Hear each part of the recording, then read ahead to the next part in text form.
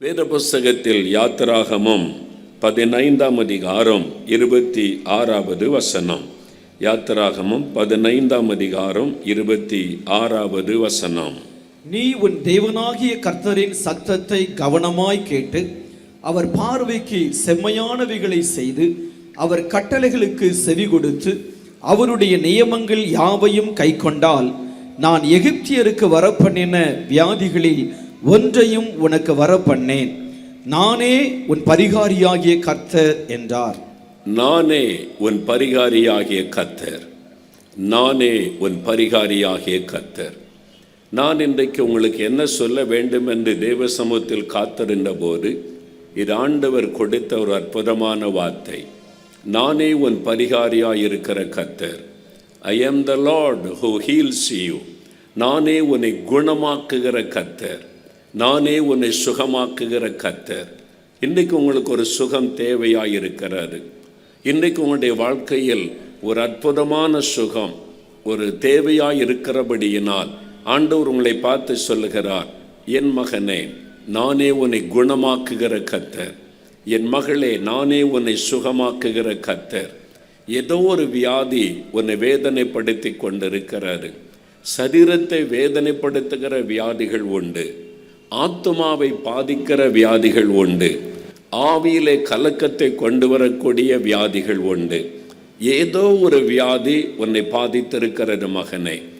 ஏதோ ஒரு நோய் உன்னை தாக்கி இருக்கிறபடியினால் உடைய மனதில் உன் சமாதானத்தை இழந்து உடைய உண்மையான சந்தோஷத்தை இழந்து எனக்கு ஒரு சுகம் கிடைக்குமா, எனக்கு இந்த நோயிலிருந்து ஒரு விடுதலை கிடைக்குமா, என் வாழ்க்கையில் ஒரு நிம்மதி சமாதானம் உண்டாகுமா என்று ஒரு ஏக்கத்தோடு இந்த நாளில் இந்த இடத்தில் நீ வந்திருக்கிறாய் மகனே. ஆகவே தான் ஆண்டவர் உங்களை பார்த்து சொல்லுகிறார், நானே உன்னை குணமாக்குகிற கர்த்தர். நான் உனக்கு பரிகாரியாயிருக்கிற தேவன் என்று ஆண்டவர் சொல்லுகிறார். ஒருவேளை இந்த சுகத்தை பெற்றுக்கொள்ள பலவிதமான பரிகாரங்களை செய்து பார்த்திருக்கலாம். என்ன பரிகாரம் செய்தால் இந்த எனக்கு சுகம் கிடைக்கும், என்ன விதமான பரிகாரம் செய்தால் இதிலிருந்து எனக்கு ஒரு விடுதலை கிடைக்கும், அதற்காக பணத்தை செலவு பண்ணி நேரத்தை செலவு பண்ணி சரீரத்தை வருத்தி கொண்டு எப்படியாவது எனக்கு ஒரு சுகம் கிடைக்க வேண்டும், என்ன பரிகாரமானாலும் செய்கிறேன், எவ்வளவு பணம் செலவு செய்தாலும் பரவாயில்லை என்று எல்லாத்திலும் ஏமாற்றப்பட்ட ஒரு சூழ்நிலையில் இனிமேல் என் வாழ்க்கை அவ்வளவுதான் என்று கலங்கி வந்திருக்கலாம்.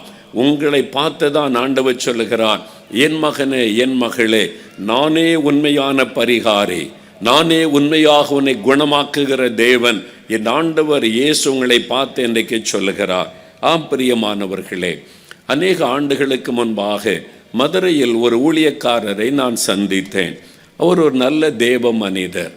ஆண்டவரை குறித்த வைராக்கியத்தோடு கிராமமாய் சுவிசேஷம் அறிவிக்கிற ஒரு மனிதர். அவர் ஒரு நடந்த சம்பவத்தை அவருடைய வாழ்க்கையில் நடந்ததை அவர் கூறினார். சில ஆண்டுகளுக்கு முன்பாக அவருடைய எலும்பில் ஒரு கொடிய நோய் அவரை தாக்கினது. எலும்பு நோயினால் பாதிக்கப்பட்டதினால் பலமுறை ஆஸ்பத்திரியில் போய் பலவிதமான மருத்துவம் செய்தும் அந்த வியாதி குணமாக்க முடியாமல் பரவிவிட்டது. கடைசியில் மருத்துவர்கள் சொன்னார்கள், சில எலும்புகளை ஆபரேஷன் செய்து அப்புறப்படுத்தி விட வேண்டும், அது முழுவதும் பாதிக்கப்பட்டு விட்டது, இல்லாவிட்டால் உங்களுடைய உயிருக்கு ஆபத்து என்று சொல்லிவிட்டார்கள். அந்த நோயினுடைய தாக்கம் அவ்வளவு கொடூரமானது. 3 முறை அவருக்கு அறுவை சிகிச்சை நடைபெற்று 10 விலா எலும்புகள் எடுக்கப்பட்டு விட்டார். அவர் தன் சட்டையை கழட்டி காண்பித்தார். அப்படியே இந்த பகுதிகள் கீறி ஆப்ரேஷன் செய்யப்பட்ட அந்த தழும்புகளை என்னால் பார்க்க முடிந்தது. 10 விலா எலும்புகள் இல்லாத ஒரு மனிதர் வைராக்கியமாக இயேசுக்கு அந்த ஊழியம் செய்வது எப்படி? நான் அவரிடத்தில் கேட்டேன். அந்த இடத்தில் விசாரித்த பொழுது சொன்ன ஒரு காரியம், அவர் இயேசுவை அறியாத குடும்பத்திலிருந்து இயேசுவை ஏற்றுக்கொண்டதினால் அவருடைய குடும்பத்தார் எல்லாம் புறக்கணித்து விட்டார்கள். அதுவும் இவன் இயேசு இயேசு என்று பிரசங்கம் பண்ணி கொண்டு அலைகிறான், நமக்கு ஒரு அவமானமாக இருக்கிறது என்று சொல்லி குடும்பத்தார் எல்லாம் ஒதுக்கி விட்டார்கள். அவரும் அவருடைய மனைவி குழந்தைகளோடு ஆண்டவருக்கென்று ஊழியங்களை நிறைவேற்றி கொண்டு வந்தார். அந்த சமயத்தில் தான் இந்த கொடிய நோயினுடைய தாக்கம், அதனால் விலா எலும்புகள் எடுக்கப்பட்ட ஒரு ஆபத்தான நிலைமை. அவர் சொன்ன ஒரு காரியம் என்ன தெரியுமா? பல மாதங்கள் ஆஸ்பத்திரியில் இருந்து மருத்துவம் பார்த்து பார்த்து பார்த்து கடைசியில் கொஞ்சம் சுகம் கிடைத்து ஆறுதலாக வீட்டுக்கு வந்தார். சில மாத காலம்தான். மறுபடியும் இரத்த வாந்தி எடுத்தார். இரத்தமாய் வாந்தி எடுத்தபடினால் மறுபடியும் ஆஸ்பத்திரிக்கு கொண்டு போய் ஓடினார்கள். அங்கே மருத்துவர்கள் பரிசோதித்து உள்ளே சேர்த்து கொண்டார்கள். அரசாங்க ஆஸ்பத்திரியில் தான் அவருக்கு சிகிச்சை அளிக்கப்பட்டது. அவருடைய மனைவி பிள்ளைகள் வீட்டில் அவர் அந்த ஆஸ்பத்திரியில் பகல் நேரத்தில் போய் பார்த்து விட்டு வருவார்கள். ஒரு நாள் இரவு நேரம் திடீரென்று அதிகமாக இரத்த வாந்தி எடுத்து ஆபத்தான நிலைமையில் ஆகிவிட்டார். மருத்துவர்கள் ஓடி வந்தார்கள். அவரை பரிசோதித்து பார்த்துவிட்டு சொன்னார்கள், இவருடைய வாழ்க்கை முடிந்தது, இதற்கு மேல் அவரை காப்பாற்ற வழி இல்லை. கடைசி நிமிடம் நடுஇரவு நேரம் அவருடைய மனைவிக்கு தெரியப்படுத்த முடியாத சூழ்நிலை. அவர்கள் டாக்டர்ஸ் சொன்னாங்க, நர்சஸை கூப்பிட்டு இன்றைக்கு இரவு வரைக்கும் அவர் உயிரோடு இருப்பது கஷ்டம் என்று சொல்லி அந்த ஜென்ரல் வார்டில் அவருடைய படுக்கை சுற்றிலும் ஸ்க்ரீனை வைத்து மறைத்து நர்ஸுக்கிட்ட சொல்லிட்டு டாக்டர்ஸ் போயிட்டாங்க. இவர் இரத்த வாந்தி எடுத்து பேசக்கூட பலனில்லாமல் படுத்திருக்கும் பொழுது அந்த நர்ஸ் ஒரு சகோதரி வந்து சொன்னாங்க, ஐயா, மருத்துவம் உங்களை கைவிட்டு விட்டது, இனிமேல் மருத்துவத்தால் உங்களை குணமாக்கவே முடியாது, இந்த இரவுக்குள் என்ன வேண்டுமானாலும் நடக்கலாம், ஆனால் ஒன்றே ஒன்று, இயேசு உங்களை கைவிட மாட்டார், அவரை பற்றி கொள்ளுங்கள் என்று சொல்லிவிட்டு அந்த நர்ஸ் போய்விட்டார்கள். இவரால் ஜெபிக்க முடியாது, ஜெபிக்க பலன் இல்லை. ஒரே ஒரு வார்த்தை சொல்ல முடிந்தது, இயேசுவே இயேசுவே. அந்த நாமம், அந்த பெயரை மாத்திரம்தான் அவரால் சொல்ல முடிந்தது. அவர் நினைத்தார், என் மனைவி பிள்ளைகள் ஒருவேளை நான் இரவோடு இரவால் மரித்து விட்டால் காலையில் வந்து பார்க்கும் பொழுது நான் பிணமாகத்தானே இருப்பேன், என் மனைவி என் பிள்ளைகள் என்ன செய்வார்கள் என்று. ஆகவே தன் இருதயத்திலே மனமுடைந்தவராய் இயேசுவே இயேசுவே என்று கதறி கொண்டிருந்தார். சில நேரம் நடுஇரவு நேரம் அந்த அமைதியான ஆஸ்பத்திரி சூழ்நிலையில் திடீரென்று ஒரு சத்தம் அவருடைய காதில் இடிமுழக்கத்தை போல வந்து விழுந்தது. உன் தேவனாகிய கர்த்தர் நான் உன்னை குணமாக்குவேன், உன் தேவனாகிய கர்த்தர் நான் உன்னை குணமாக்குவேன். அந்த சத்தம் வந்தவுடன் கண்ணை திறந்தவர் பார்த்தார். யாரோ ஒரு வசனம் சொல்லுகிறார்கள். ஒருவேளை இந்த நர்ஸு சகோதரி அவங்க வந்து எனக்கு வசனம் சொல்லுகிறார்கள் தேடி பார்த்தார். யாரும் இல்லை. மிகுந்த அமைதியான ஒரு சூழ்நிலை. என் மன பிரமையாக இருக்கும் என்று மறுபடியும் கண்ணை மூடி இயேசுவே இயேசுவே என்று அந்த பெயரை சொல்லி கொண்டிருந்தார். மறுபடியும் 2வது முறை இந்த சத்தம், உன் தேவனாகிய கர்த்தர் நான் உன்னை குணமாக்குவேன் என்பதான வார்த்தை. இது தேவனிடத்திலிருந்து வரக்கூடிய வார்த்தை என்பதை அறிந்து கொண்ட உடன் மின்சாரத்தை போல ஒரு வல்லமை சரீரத்தில் இறங்கினார். அவருடைய சரீரமை புதிதாய் மாற்றப்பட்டு விட்டார். அவர் எழுந்த படுக்கையில் உட்கார்ந்தார். தான் சுகமாகி இருப்பதை உணர்ந்தார். சத்தமிட்டார். அவர் சத்தமிட்டு அவர் கதறினார், நான் சுகமாகிவிட்டேன் சுகமாகிவிட்டேன் என்பதாக. நர்ஸ் ஓடி வந்தார்கள். ஏன் இவர் சத்தமிடுகிறார் என்று. படுக்கையில் எழும்பி உட்கார்ந்திருக்கிறார். துள்ளி குதித்து வெளியே எழும்பி அவர் ஆண்டவரை துதிக்கிறார். என்ன நடந்தது? இப்படி ஒரு சத்தத்தை கேட்டேன். டாக்டர்ஸ்களுக்கு செய்தி சொல்லப்பட்டது. ஓடி வந்து பார்த்தார்கள். பரிசோதித்து பார்த்தால் என்ன நடந்தது? இவருக்கு சாக கிடந்த மனிதன் நல்ல சுகமாயிருக்கிறார். அந்த வியாதிக்குரிய அடையாளமே இல்லாமல் போய்விட்டது. என்ன நடந்தது? இயேசு என்கிற அற்புதமான தேவன் அவரை சந்தித்து குணமாக்கி விட்டார். அவர் சுகத்தோடு வீடு வந்து சேர்ந்தார். அவர் சொன்னார், இன்றைக்கு நான் உயிரோடு இருக்க காரணம் அந்த இயேசு கிறிஸ்து. நடுஇரவு நேரத்தில் என்னை சந்திக்க வந்தார். இன்றைக்கு கலங்கி கொண்டிருக்கிறீர்களா? எல்லாம் முடிந்தது என்று சொல்லிவிட்டார்களா? இனிமேல் குணமாக்க முடியாது என்று மருத்துவம் கைவிட்டு விட்டதா? சாகுமறைக்கு இந்த மருந்து தான் நீ சாப்பிட்டு கொண்டே இருக்க வேண்டும், வேறு வழியில்லை என்று சொல்லிவிட்டார்களா? இந்த மருந்து சாப்பிட்ட ஒன்று பிரயோஜனம் இல்லாமல் இருக்கிறது, என்ன செய்வது? நீங்கள் இதை சமாளித்து கொள்ள வேண்டும் என்று சொல்லப்பட்டு வேதனையோடு நாட்களை கழித்து கொண்டிருக்கிறீர்களா? இயேசு சொல்லுகிறார், நானே உன் பரிகாரியாயிருக்கிற தேவன், நானே உன்னை குணமாக்குகிற தேவன், நானே உனக்கு சுகம் கொடுக்கிற தேவன் என்று இந்த இடத்தில் அவர் எழுந்தருளி இருக்கிறார். உங்களுக்கு சுகம் கொடுப்பதற்காக அவர் வந்திருக்கிறார். மனிதனை தாக்கக்கூடிய பலவிதமான அந்த நோய்கள் இருக்கிறது. 1 தெசலோனிக்கேயர் 5ஆம் அதிகாரம் 23வது வசனத்தை நீங்கள் வாசிக்கும் பொழுது, மனிதன் ஆவி, ஆத்மா, சரீரம் என்ற 3 பகுதிகளை உடையவன். நம்ம பார்க்கும் பொழுது சரீரம் மாத்திரம் வெளியே தெரிகிறது. நமக்குள் ஒரு விலையேறப்பெற்ற ஆத்மா இருக்கிறது, நமக்குள் ஒரு ஆவி இருக்கிறது. ஒரு மூன்றும் சேர்ந்தது தான் ஒரு மனிதன். அதுதான் வேதம் தெளிவாய் சொல்லுகிறது. இந்த மூன்று பகுதிகளையும் தாக்கக்கூடிய நோய்கள் இருக்கிறது, வியாதிகள் இருக்கிறது. ஆண்டவர் இந்த மூன்று பகுதிகளையுமே குணமாக்க விரும்புகிறார். சிலர் சரீரத்தில் நல்ல சுகமாயிருப்பார்கள், அவருடைய ஆத்மாவில் ஒரு நோயினால் தாக்கப்பட்டு சமாதானத்தை இழந்திருப்பார்கள். சிலர் சரீரத்தில் வெளியிலே நல்ல சுகமாய் காணப்படுவார்கள், அவருடைய உள்ளான மனுஷனாகிய ஆவியில் ஒரு பாதிப்பு உண்டாகி எப்பொழுதும் கலங்கி கொண்டிருப்பார்கள். இந்த மூன்று பகுதியும் சுகமாய் இருக்கும் பொழுதுதான் ஒரு மனிதனுக்குள்ளே பரிபூர்ண சந்தோஷமும் மன மகிழ்ச்சியும் பூரணப்பட்டிருக்கும். அதனால தான் ஆண்டவர் சொல்லுகிறார், என் மகனே, உனக்கு சரி, உன்னுடைய வாழ்க்கையில் இன்றைக்கு எந்த பகுதியில் நோய் தாக்கி இருந்தாலும் நான் உன்னை குணமாக்குகிற தேவன் என்று ஆண்டவர் சொல்லுகிறார். சரி, இந்த நோய் நம்மை தாக்குகிற இந்த நோய் எப்படி பாதிப்பை உண்டாக்குகிறது? இந்த மூன்று பகுதிகளில் வரக்கூடிய நோய்கள் என்ன? அந்த வியாதியிலிருந்து இயேசு எப்படி சுகம் தருகிறார்? அதைத்தான் நாம் தியானித்து ஜெபிக்க போகிறோம். இங்கே வந்திருக்கிற உங்கள் வாழ்க்கையில் ஏதோ ஒரு பகுதியில் ஒரு நோய் உங்களை தாக்கி இருக்கிறது, ஏதோ ஒரு பகுதியில் ஒரு வியாதியினால் தாக்கப்பட்டு பாதிக்கப்பட்டு வந்திருக்கிறீர்கள். நீங்கள் கவனமாய் வேத வசனத்திற்கு செவி கொடுத்தால் எந்த பகுதியில் உங்களுக்கு சுகம் தேவை என்பதை அறிந்து நீங்கள் ஜெபம் பண்ணும்போது இயேசு அந்த அற்புதத்தை உங்களுக்கு செய்வார். முதலாவது மனிதனை பாதிக்கக்கூடிய ஒரு காரியம் அவனுடைய ஆத்மா. இந்த ஆத்மாவை தாக்கக்கூடிய நோய் பாவம் என்கிற நோய். பாவம் என்கிற அந்த நோய், அந்த வியாதி ஒரு மனிதனுடைய ஆத்மாவை தாக்குகிறது. இந்த ஆத்மா தான் தேவனோடு மனிதன் தொடர்பு கொள்ளவும், ஆண்டவரோடு ஐக்கியப்படவும், ஆண்டவருடைய தெய்வீக சமாதானத்திலே கழிகூறவும் செய்கிற ஒரு காரியம். ஆதியாகமம் 2ஆம் அதிகாரம் 7ஆம் வசனத்தை வாசிக்கும் போது, தேவன் மனிதனை உண்டாக்கி மண்ணினால் உருவாக்கி அவனுடைய நாசிலே ஜீவ சுவாசத்தை ஊதினார். அவன் ஜீவ ஆத்மாவானான் என்று எழுதப்பட்டிருக்கிறது. நம் கண்ணுங்களால் பார்க்க முடியாத அந்த ஆத்மாவை ஆனால் நம்ம உணர முடியும். ஒரு மனிதனுக்குள் இருக்கிற அந்த ஆத்மா தான் தெய்வத்தை தேடுகிறது, சமாதானத்தை தேடுகிறது, நிம்மதியை தேடுகிறது. அவனுக்குள் அந்த தெய்வத்தை அறிந்து கொள்ளும் வரைக்கும் உண்மையான சமாதானம் வருவது இல்லை.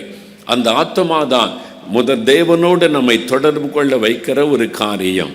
சாத்தானுக்கு தெரியும், இந்த ஆத்மாவிலே பாவம் என்கிற வியாதியை கொண்டு வந்து விட்டால் இவனுடைய சமாதானத்தை கெடுத்து விடலாம், தேவனோட உள்ள ஐக்கியத்தை கொலைத்து விடலாம் என்று சாத்தானுக்கு தெரியும். ஆகவே தான் பாவம் என்கிற கொடிதான ஒரு காரியத்தை ஒரு மனிதனுக்குள் சாத்தான் கொண்டு வந்து அந்த ஆத்மாவை பாவம் என்கிற நோயினால் கரைப்படுத்தி அவருடைய நிம்மதியை கொலைத்து போடுகிறான். ஆனால் தான் வேதம் சொல்லுகிறது, பாவத்தின் சம்பளம் மரணம், பாவம் செய்கிற ஆத்மா சாகும். அந்த வியாதி, பாவம் என்கிற வியாதி வரும் பொழுது நம் ஆத்மாவை அது கொன்று விடுகிறது, ஆத்மாவை மரணத்துக்குள் ஆக்கி விடுகிறது. மரணத்தை கொண்டு வரக்கூடிய ஒரு கொடியான ஒரு வியாதி தான் இந்த பாவம் என்கிற ஒரு காரியம். அது எப்படி ஒரு மனிதனுக்குள்ளே அவருடைய நிம்மதியை கொலைத்து வேதனைப்படுத்துகிறது பாருங்கள். 1970ஆம் ஆண்டுகள் அந்த நாட்களில் நான் சென்னையில் ஸ்கூலில் படித்து கொண்டிருந்தேன். அந்த சமயம் செய்தித்தாளிலே ஒரு செய்தி பிரபலமாய் வந்தது. விஷ ஊசி வழக்கு என்ற ஒரு வழக்கு சென்னை உயர்நீதிமன்றத்தில் நடந்தது. தினமும் அதை குறித்த விவரங்களை பத்திரிகையிலே போடுவார்கள். நான் ஸ்கூலில் படித்து கொண்டிருந்தேன். நிறைய பேர் ஆவலோடு வாசித்தாங்க என்ன நடந்தது என்று. அந்த வழக்குக்கு பெயர் விஷ ஊசி வழக்கு.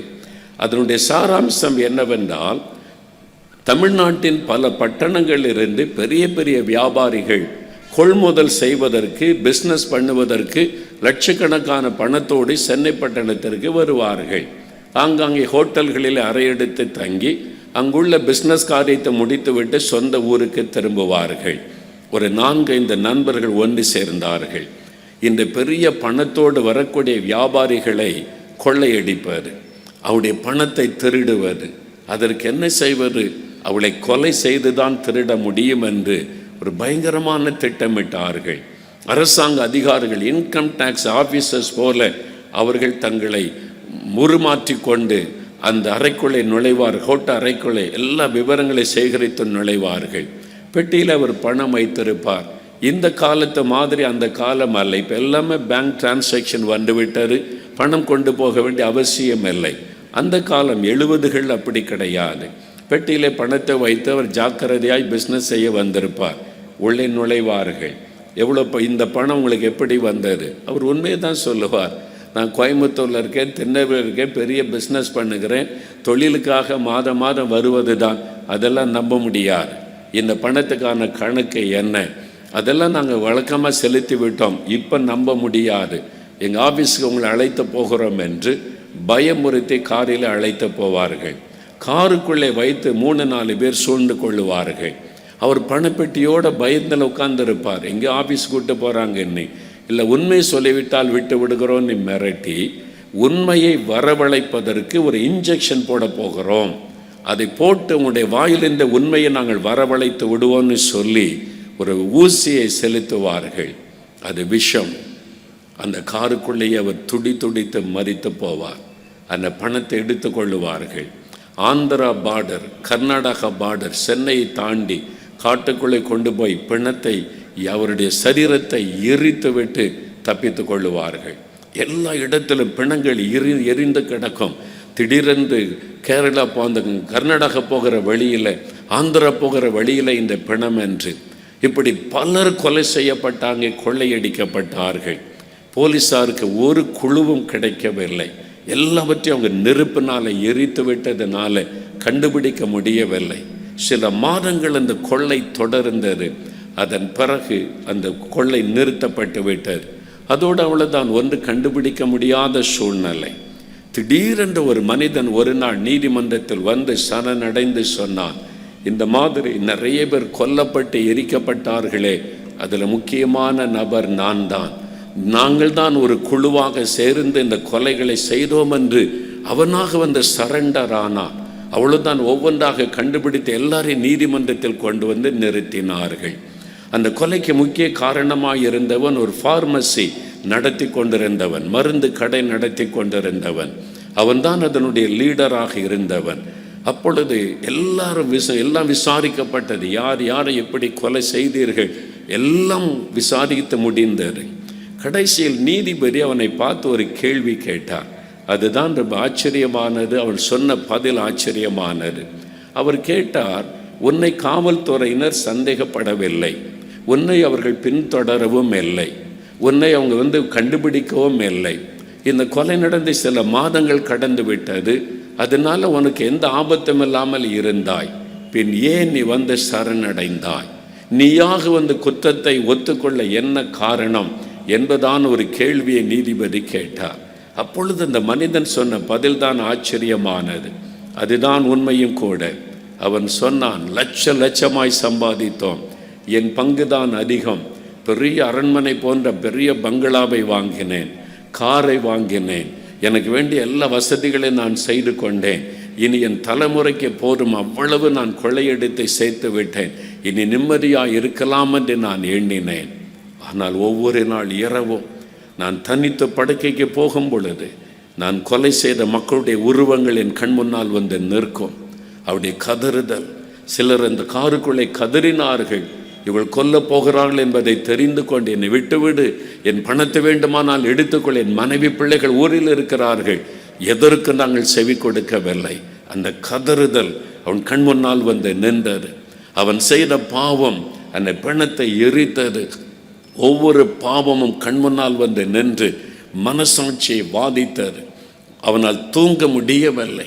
மதுபானம் குடித்து போதையில் தூங்கலாம் என்று எண்ணினான், முடியவில்லை. ஒவ்வொரு நாள் இரவும் நரக வேதனையாய் மாறினது. பகல் நேரமெல்லாம் மக்களோடு இருப்பான், ஆனால் தனித்து படுக்கைக்கு போகும்போது அவனுடைய மனசாட்சி அவனை வாதித்து கொண்டது. அவன் சொன்னான், இந்த மனசாட்சி, குற்ற மனசாட்சியிலிருந்து நான் விடுதலை பெறுவதற்காக பல பரிகாரங்களை செய்தேன். லட்சக்கணக்காய் பணம் செலவு செய்து பாவத்திற்கு பரிகாரம் என்று பல புண்ணிய ஸ்தலங்களுக்கு சென்று ஏராளமாய் செலவு செய்து பார்த்தான். அந்த மனசாட்சியில் இந்த வேதனை போகவில்லை. அவனுடைய ஆத்மாவிலே அந்த பாவம் ஒரு நோயாக அவனை அரித்து கொண்டிருந்தது, கொன்று கொண்டிருந்தது. அவன் எத்தனையோ இடத்துல போய் பரிகாரம் செய்தும் ஒன்றும் முடியாத சூழ்நிலை. சிலர் சொன்னார்கள், உன் பாவம் மன்னிக்கப்பட்ட தான தர்மங்களை செய் என்று லட்சக்கணக்காய் பணம் செலவு பண்ணி தான தர்மங்களை செய்து பார்த்தான். அப்பொழுதும் அவனுடைய உள்ளத்தில் சமாதானம் வரவில்லை. அந்த பாவத்தின் வேதனை அவனுடைய உள்ளத்தை விட்டு விலகவில்லை.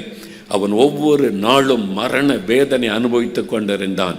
அவன் சொன்னான் நீதிமன்றத்தில், எத்தனையோ பரிகாரங்களை செய்தேன், தான தர்மங்களை செய்தேன், ஒன்றிலும் எனக்கு நிம்மதி கிடைக்கவில்லை, சமாதானம் கிடைக்கவில்லை. என் உள்ளமே என்னை வாதித்து கொன்று கொண்டிருந்தது. தினந்தோறும் நான் சாவதை விட நான் இந்த தவறை ஒத்துக்கொள்வது நல்லது என்று தீர்மானித்துதான் நானாக வந்து சரணடைந்தேன் என்பதாக சொன்னான். பாவம் அப்படித்தான் ஒரு மனிதனை வாதிக்கும். பாவம் ஒரு மனிதனுடைய ஆத்மாவிலே நோயாக அரித்து அவனுடைய சமாதானத்தை கெடுத்து விடும். பணம் சம்பாதிக்கலாம் ஏமாற்றி, பணம் சம்பாதிக்கலாம் லஞ்சம் வாங்கி, பணம் சம்பாதிக்கலாம் மக்களை ஏமாற்றி வஞ்சித்து. அந்த பாவத்தினுடைய விளைவு சமாதானம் எடுக்கப்பட்டு விடும், சமாதானம் போய்விடும். ஆகவே தான் ஏசாயா 48 அதிகாரம் 22வது வசனம், ஏசாயா 57 அதிகாரம் 21 வசனங்கள் சொல்லுகிறது, துன்மார்க்கனுக்கு சமாதானம் இல்லை, பாவம் செய்கிற மனிதனுக்கு சமாதானம் இல்லை, அதனுடைய சமாதானத்தை பாதித்து விடும். ஒருவேளை நான் தான் கொலை செய்யவில்லையே, நான் தான் அடுத்தோடைய சொத்தை திருடவில்லை என்று நாம் நினைக்கலாம். உன்னுடைய கண்களின் இச்சைகள், மாமிசத்தின் இச்சைகள், பெருமையான வார்த்தைகள், கோபமும் எரிச்சலுமான வார்த்தைகள். இயேசு சொன்னார் மார்க் 7 அதிகாரம் 21 வசனத்திலிருந்து சொல்லும் பொழுது, மனிதனுடைய இருதயத்திற்குள் இருந்து புறப்படுகிற பொல்லாத சிந்தனைகள், விபச்சாரம், வேசித்தனம், அசுத்தம், காமவிகாரம், வன்கண், தூஷணம், பெருமை, சண்டைகள், மதிகேடுகள், அது மனிதனை தீட்டுப்படுத்தும். அந்த நோய்கள், இந்த பொல்லாத இந்த பாவ வியாதி ஒரு மனிதனுடைய ஆத்மாவுடைய சமாதானத்தை கெடுத்து விடும் என்று இயேசு கிறிஸ்து சொன்னார். ஆகவே எனக்கு அன்பானவர்களே, பாவத்தில் சின்ன பாவம் பெரிய பாவம் என்ற வித்தியாசம் கிடையாது. ஒரு சின்ன பாவம் கூட தேவனை துக்கப்படுத்தும் பொழுது அதனுடைய ஆத்மாவை கரைப்படுத்தி உன்னுடைய நிம்மதியை கொலைத்து விடும், உன்னுடைய சமாதானத்தை கெடுத்து விடும். ஆகவே தான் 38 சங்கீதம் 4 வசனத்தில் தாவீது என்கிற ஒரு பெரிய ராஜா கதறுகிறான், ஐயோ பாவத்தின் பாரம் என்னை அழுத்துகிறது, என்னால் அதை தாங்க முடியாத பாரமாயிருக்கிறது என்று சொல்லுகிறார். பாரம் என்னை அழுத்துகிறது. 6 வசனத்தில் சொல்லும் பொழுது, நாள் முழுவதும் நான் துக்கத்தோடு திரிகிறேன். ஒரு துக்கம், அந்த பாவத்தினால் உண்டான பாதிப்பு என் சமாதானத்தை கெடுத்து விட்டது. துக்கம் என் உள்ளத்தில் எப்பொழுதும் இருக்கிறது. ஏன் எப்பொழுதும் துக்கம்? மனைவி இருக்கிறாங்க, கணவர் இருக்கிறார், பிள்ளைகள் இருக்கிறாங்க, வேலை இருக்கிறது, சம்பாத்தியம் இருக்கிறது. ஏன் நிம்மதி இல்லை? ஏன் உள்ளத்தில் ஒரு சமாதானம் இல்லை? ஏன் எப்பொழுதும் உள்ளத்தில் ஒரு அலசடிப்பு காணப்படுகிறது? ஒரு ஆத்ம அமைதி இல்லை. அந்த பாவம் ஒரு மனிதனுடைய வாழ்க்கை நிம்மதியை கெடுத்து, அந்த பாவம் என்கிற நோயுடைய ஆத்மாவை தாக்கும் பொழுது சமாதானம் முற்றிலும் போய்விடும். ஆகவே தான் 51 சங்கீதம் 3 வசனத்தில் அந்த மனிதன் கதறுகிறான், ஐயோ நான் செய்த பாவங்களின் கண் முன்னால் வந்து நிற்கிறது, என் கண்ணை மூடினால் இந்த பாவங்கள் வந்து நிற்கிறது, என்னால் நிம்மதியாக இருக்க முடியவில்லை. அந்த பாவத்தை நிமித்தம் அவன் கதறுகிறதை நாம் பார்க்கிறோம். பாவம் பயங்கரமானது, அது ஒரு கொடிய நோய், அது ஒரு கொடிய கிருமி. உன்னுடைய ஆத்மாவின் சமாதானத்தை அது அழித்து விடும், நிம்மதியை கொலைத்து விடும். ஆகவேதான் இதற்கு ஒரே ஒரு பரிகாரம், இயேசு கிறிஸ்துவின் ரத்தம். இயேசு கிறிஸ்துவின் ரத்தம் மாத்திரமே சகல பாவங்களை நீக்கி நம் ஆத்மாவை சுத்திகரிக்கும். வேறொரு பரிகாரம் இல்லை. ஒரு மனிதனுடைய பாவம் மன்னிக்கப்பட, ஒரு மனிதனுடைய ஆத்மாவில் இருக்கிற பாவ நோய்கள் நீங்க, ஒரு மனிதனுடைய ஆத்மாவிலே பாவத்தில் இந்த விடுதலை பெற்று நிம்மதி வருவதற்கு இயேசு கிறிஸ்துவின் ரத்தமே இல்லாமல் வேறொரு பரிகாரம் இல்லை. எத்தனை லட்சங்களை செலவு பண்ணினாலும், கொள்ளையடிப்பதில் எத்தனை கோடிகளை தான தர்மம் பண்ணினாலும் உள்ளத்தில் சமாதானம் வராது. அது பாவத்திற்கு பரிகாரம் அல்ல. ஒரு மனிதன் தன் பாவத்தை உணர்ந்து இயேசு கிறிஸ்துவின் சிலுவை அண்டை வந்து நின்று, ஆண்டவரே எனக்காக நீ சிலுவையில் ரத்தம் சிந்தினீரே, எனக்காக பாவம் ஆனீரே, அந்த இரத்தத்தினாலே ஆத்மாவை கழுவும் என்று வரும் பொழுது மாத்திரமே தன் பாவத்தை மறைக்கிறவன் வாழ்வடைய மாட்டான், அறிக்கை செய்து விட்டு விடுகிறவன் இரக்கம் பெறுவான் என்று வேதம் சொல்லுகிறபடி இயேசுவினிடத்தில் வந்து அந்த பாவத்தை அறிக்கை செய்யும் பொழுது இலவசமாக அவனுக்கு பாவ மன்னிப்பு, பாவத்திலிருந்து விடுதலை. அநேக வருஷங்களுக்கு முன்பாய் கோயம்புத்தூர் சிறைச்சாலையிலிருந்து, பாளையங்கோட்டை சிறைச்சாலை மாதிரி கோயம்புத்தூர் சிறைச்சாலை ரொம்ப பெருசு, அங்கிருந்து எனக்கு ஒரு கடிதம் வந்திருந்தார். அங்கே கைதியாக இருக்கிற, விசாரணை கைதியாக இருக்கிற ஒரு வாலிப தம்பி இயேசுவோடு இருக்கிறார் பத்திரிக்கையை யாரோ இந்த ஜெயிலுக்குள்ளே கொண்டு போய் கொடுத்துருக்கிறாங்க. அதை வாசித்து விட்டு எனக்கு ஒரு பெரிய கடிதம் அந்த தம்பி கார்டில் எழுதியிருந்தான். காவல்துறை அதிகாரிகள் அதை செக் பண்ணி சீல் குத்தி கடிதங்களை அனுப்புவாங்க. நம்ம பதில் அனுப்பினாலும் அவங்க வாசித்து பார்த்து சீல் குத்தி அந்த கைதினிடத்திலே கொடுப்பார்கள். இதுதான் நடைமுறை. அதன்படி அந்த கடிதம் எனக்கு வந்திருந்தார். அதில் குறிப்பிட்ட இந்த ஒரு வார்த்தை, நான் இயேசுவை அறியாதவன், இந்த ஜெயிலுக்கு வரும்போது இயேசுவை எனக்கு தெரியாது, ஆனால் இப்போ நான் ரட்சிக்கப்பட்ட கிறிஸ்தவன் ஆயிட்டேன். அந்த ஒரு வார்த்தை என்னை தொட்டார். பின் ஏன் அவர் ஜெயிலில் இருக்க வேண்டும், அவனை போய் பார்க்க வேண்டும் என்று ஒரு ஆவல் உள்ளத்தில் வந்தார். நானும் என்னுடைய மனைவியும் 2 பேரும் போனோம். கோயம்புத்தூருக்கு போய் முறையாக நாங்கள் விண்ணப்பம் பண்ணி அந்த வாலிபன் அந்த தம்பியை பார்க்க வேண்டும் என்று கேட்டு அவனை போய் சந்தித்தோம். அழகான ஒரு சௌந்தரியமான ஒரு வாலிபன், ஒரு 20 வயசு இருக்கு. அவனை பார்த்தாலே ஒரு அழகான சௌந்தரியமான ஒரு வாலிபன் எப்படி ஜெயிலுக்கு வந்தான் என்று. அந்த வாலிபனோடு பேசும்போது சொன்னான், ஐயா, நான் வாலிப வயதில் சில நண்பர்களோடு சேர்ந்து சீக்கிரமாக பணக்காரன் ஆகணும். இதுதான் இன்றைக்கி உலகத்தில் தீமைக்கெல்லாம் காரணம். உழைக்காமல் கஷ்டப்படாமல் சீக்கிரமாக பணக்காரன் ஆகணும். இந்த ஆசையை தூண்டி தூண்டி தான் இன்றைக்கு ஆன்லைனில் ரம்மி என்கிற பெயரிலே பாவத்தை தூண்டி அநேகர் தற்கொலை பண்ணி செத்து கொண்டு இருக்கிறாங்க. கஷ்டப்படாமல் சம்பாதிக்கணும், சும்மா உட்காந்துட்டு அதை தட்டினா எனக்கு காசு வந்துடணும். இந்த தவறான காரியங்கள் தான் மனிதர்களை பாவத்துக்குள்ளாக்கி சாபத்துக்குள்ளாக்கி வாழ்க்கையை பறித்து விடுகிறார். அதை பிரபலப்படுத்துவதற்கு பிரபலமான ஆட்கள் பாவத்தை பிரபலப்படுத்த ஒவ்வொரு நாள் செய்தியில் பாருங்கள், ரம்மி விளையாடி லட்சக்கணக்காக தோத்து தற்கொலை பண்ணி செத்த பெண்கள் குடும்பங்கள் பாழாகி கொண்டு இருக்கிறார். பண ஆசையை காண்பித்து தான் சாத்தான் மனிதர்களை வீழ்த்துகிறான். பாருங்கள், இந்த வாலிபனுக்குள்ளே சில ஆசை தோண்டினாங்க. பணக்காரன் ஆகணும், அவனை பாரு காரில் போகிறான், இவனை பாரு பெரிய வீட்டில் இருக்கிறான், நம்ம என்னைக்கு பணக்காரன் ஆகிறது, அவெல்லாம் ஏமாற்றி பணக்காரன் ஆகிட்டான், நம்மளை ஏதாவது பண்ணணும். சில தவறான நண்பர்கள் ஆசை காண்பித்தார்கள். என்ன பண்ணலாம், போய் திருடலாம், பணக்கார வீட்டுக்குள்ளே நுழைஞ்சி திருடிட்டா நம்ம பணக்காரன் ஆகலாம், கொஞ்ச நாள் செய்வோம், பணம் வந்த பிறகு விட்டுடலாம். இப்படி தான் சாத்தான் தந்திரமாய் நுழைவான். இந்த வாலிபனும், ஐயா, முதல் சில என் நண்பர்களோடு சேர்ந்து பண ஆசைப்பட்டு கூட போயிட்டேன், நம்ம கொலையாக பண்ண போகிறோம், திருட தானே போகிறோம் என்பதாக. ஆனால் நாங்கள் முதல் திருட ஒரு வீட்டுக்குள்ளே போனோம். அந்த வீட்டில் ஒரு வயசான பெரியவர் திருடி கொண்டிருந்த போது அவர் விழித்து விட்டார். எங்களுக்குள்ளே ஏற்பட்ட கை கலப்பில் அவர் மரித்து விட்டார். கொலையும் நடந்து விட்டார். அது நாங்கள் எதிர்பாராத ஒன்று. பயந்து நடுங்கி ஓடி வந்தாலும் போலீஸார் உடனே எங்களை பிடித்து விட்டார்கள். இப்பொழுது நீதிமன்றத்தில் வழக்கு நடந்து கொண்டு இருக்கிறாரு. என்னுடைய மனசாட்சி என்னை நாள்தோறும் பாதிக்க ஆரம்பித்தது. ஐயோ, நான் ஒரு திருடன், நான் ஒரு கொலைகாரனும் ஆகிவிட்டேனே, கொலை செய்யணுன்னு நோக்கம் இல்லை, திருட போன இடத்தில் ஒரு மரணம் சம்பவித்தது. இனிமேல் என் பெற்றோர் என்ன சொல்லுவாங்க, ஒரு திருடனுடைய பெற்றோர் கொலைகாரனுடைய பெற்றோர் என்று தானே சொல்லுவாங்க. ஒருவேளை நான் தண்டனை பெற்று விடுதலையாக ஊருக்கு போனால் எல்லாரும் என்ன சொல்லுவார்கள்? அதனால் என் மனசாட்சி என்னை வாதித்தது. ஐயோ, நான் பாவம் செய்துட்டேனே, ஐயோ, இந்த பண ஆசைக்கு இடம் கொடுத்துட்டேனே, தவறான நண்பர்களோடு போயிட்டேனே. மனசாட்சி வாதித்து ராத்திரமெல்லாம் தூக்கம் இல்லை, கலங்கினான். தனக்கு தெரிந்த தெய்வத்தை எல்லாம் கூப்பிட்டான். யாராவது உதவி செய்வாங்களா, யாராவது இந்த வேதனையில் எனக்கு விடுதலை தருவார்களா என்று. நிம்மதி இல்லாமல் சாப்பிடக்கூட மன இல்லாமல் அழுது கொண்டே இருப்பானாம். ஒரு நாள் ஞாயிற்றுக்கிழமை அந்த சிறைச்சாலையிலே ஒரு கூட்டம் நடைபெற்றது. அங்கே இருக்கிறவர்கள் விரும்பினவங்க அந்த ஆராதனையில் பங்கு பெறலாம். சில கிறிஸ்தவர் அல்லாதோரும் பங்கு பெற்றார்கள். ஒரு ஊழியக்காரர் பிரசங்கம் பண்ணினார். இந்த கைதிகளுக்கு பிரசங்கம் பண்ணினார். விரும்பினவங்க போவாங்க. இவன் தூரத்தில் உட்கார்ந்து என்ன இவர் பேசுகிறாரு, கிறிஸ்தவ மதத்தை பற்றி ஏதோ சொல்ல வந்திருக்கிறார் என்று கவனித்து கொண்டிருந்தான். அந்த பிரசங்கியார் பேசும்போது இயேசு கிறிஸ்துவுடைய ரத்தம் சிலுவையில் நம்முடைய பாவங்களுக்காக மரித்து அவர்தான் உண்மையான பரிகாரி. பாவத்திற்கு பரிகாரம் அவர்தான்.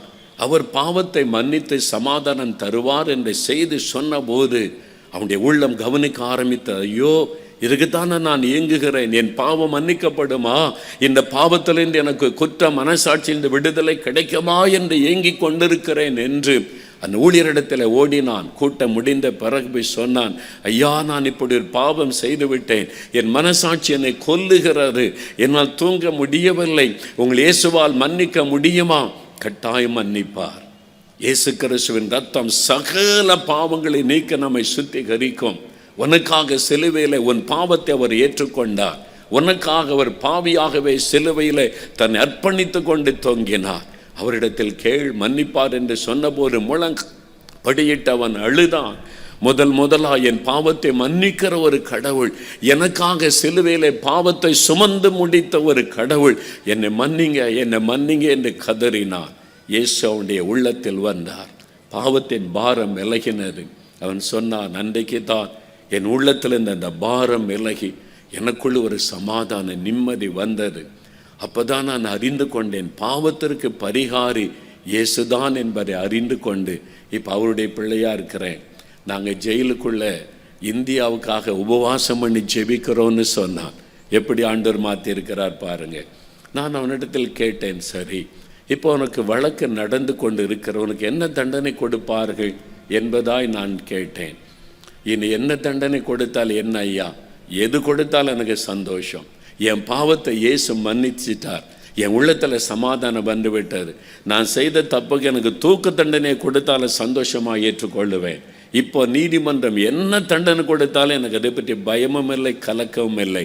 நான் சந்தோஷமாக இருக்கிறேன் என்பதாய் சொன்னான். அதுதான் இயேசு கிறிஸ்துவின் ரத்தம். அதுதான் இயேசு கிறிஸ்து கொடுக்கிற பாவத்திலிருந்து, பாவ நோயிலிருந்து கொடுக்கிற விடுதலை. எனக்கு அன்பானவர்களே, ஏதோ ஒரு பாவம் உங்களுடைய ஆத்மாவை அரித்து கொண்டிருக்கிறது.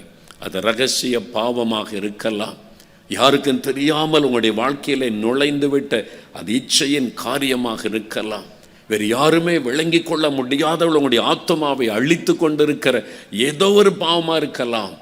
எதுவாக இருந்தாலும் மன்னிக்க இயேசு ஆயத்தம். அவருடைய ரத்தம் உடைய இருதயத்தை கழுவும் பொழுது அந்த பாவத்தை கொண்டு வந்த கிருமிகள் அழிக்கப்படும், சாத்தானுடைய வல்லமை அழிக்கப்படும், மெய்யான ஒரு சந்தோஷ நிம்மதி உள்ளத்தில் உண்டாகும். இதை இன்றைக்கு பெற்றுக்கொள்ள வேண்டும்.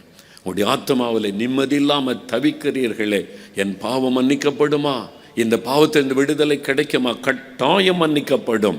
இயேசு கிறிஸ்துவுடைய ரத்தம் உங்களை கழுவி சுத்திகரிக்கும். அவருடைய இரத்தத்தில் இந்த வல்லமை உண்டு. முதலாவது உங்களுடைய ஆத்மாவை தாக்கக்கூடிய இந்த நோயிலிருந்து உங்களுக்கு விடுதலை கொடுக்கிற பரிகாரி இயேசு. ரெண்டாவது, நம்முடைய சரீரத்தை தாக்கக்கூடிய நோய்கள், நம்முடைய சரீரத்திலே பாதிப்பை உண்டாக்கக்கூடிய நோய்கள். இயேசு இந்த உலகத்தில் உலாவின நாட்களில் பாருங்கள், மத்தேயு 4ஆம் அதிகாரம் 23வது வசனத்தை நீங்கள் வாசிக்கும் பொழுது, இயேசு கிராமங்கள் தோறும் பட்டணந்தோறும் சுற்றி நடந்து வெறும் பிரசங்கம் மாத்திரம் செய்யவில்லை. மக்களுக்கு அவர் பிரசங்கம் பண்ணினது உண்மை, அது மாத்திரம் செய்யவில்லை. ஜனங்களுக்கு உண்டாயிருந்த சகலவிதமான நோய்களையும் சகலவிதமான வியாதிகளையும் குணமாக்கினார். என்னால் சரீரத்தில் உண்டாகிற இந்த நோயினுடைய தாக்கம் நம்மை பாதித்து விடுகிறது, நிம்மதியை பாதித்து விடுகிறது. ஆனால் தான் வியாதியஸ்தரை கண்ட பொழுது ஏன் இயேசு அற்புதம் செய்தார்? என்ன வியாதினாலும் வாங்க, ஐ கேன் ஹீல் யூ, நான் எந்த வியாதி குணமாக்க முடியும் என்று இயேசு எந்த இடத்திலும் சொல்லவில்லை. நீங்கள் வேதத்தை கவனமாய் பாருங்கள், எந்த இடத்திலும் இயேசு அப்படி சொல்லவே இல்லை. என்ன வியாதி, நான் எந்த நோய் நான் குணமாக்கிடுவேன், வந்து பாருங்க, அப்படிலாம் இயேசு பேசவில்லை. அப்படி இயேசு ஒரு நாளும் ஊழியம் செய்யவில்லை. பின் ஏன் அவர் குணமாக்கினார்? மத்தேயு 14ஆம் அதிகாரம் 14ஆம் வசனம் சொல்லுகிறது, வியாதியினால் பாதிக்கப்பட்ட மக்களை கண்டபோது இயேசு மனதுருகினார். ஐயோ, என் ஜனங்கள் நோயினால் கஷ்டப்படுறாங்க, என் ஜனங்கள் இந்த வியாதியினால் கஷ்டப்படுறாங்க, என் ஜனங்கள் இந்த நோயினால் பாதிக்கப்பட்டு கண்ணீரோடு நிற்கிறாங்களே. மனதுருகித்தான் இயேசு அற்புதம் செய்தாரை அல்லாதபடி பெருமைக்காக ஒரு அற்புதம் செய்யவில்லை. என்னிட வாங்க, நான் என்ன வேணாலும் செய்வேன், அப்படி இயேசு எந்த இடத்துல பெருமையாய் பேசவே இல்லை. அவர் மனதுருகினார். உங்களை பார்த்து மனதுருகுகிறார். ஐயோ, இந்த மகள் கஷ்டப்படுகிறாள், இந்த மகன் இந்த வியாதியினால் கஷ்டப்படுகிறான். அதை பார்க்கும்போது அவருடைய இருதயம் உடைந்து மனதுருகித்தான் அவர் அற்புதம் செய்கிறதை வேதத்தில் பார்க்கிறோம். நாம் மத்தேயு 15:35 சாயங்காலம் ஆனபோது பலதரப்பட்ட வியாதியஸ்தரை கொண்டு வந்து இயேசுவின் பாதத்தில் வச்சாங்க. நடக்க முடியாதவங்க, கண் தெரியாதவங்க, பாதிக்கப்பட்டவங்க. இயேசு அவங்களை பார்க்கிறார்.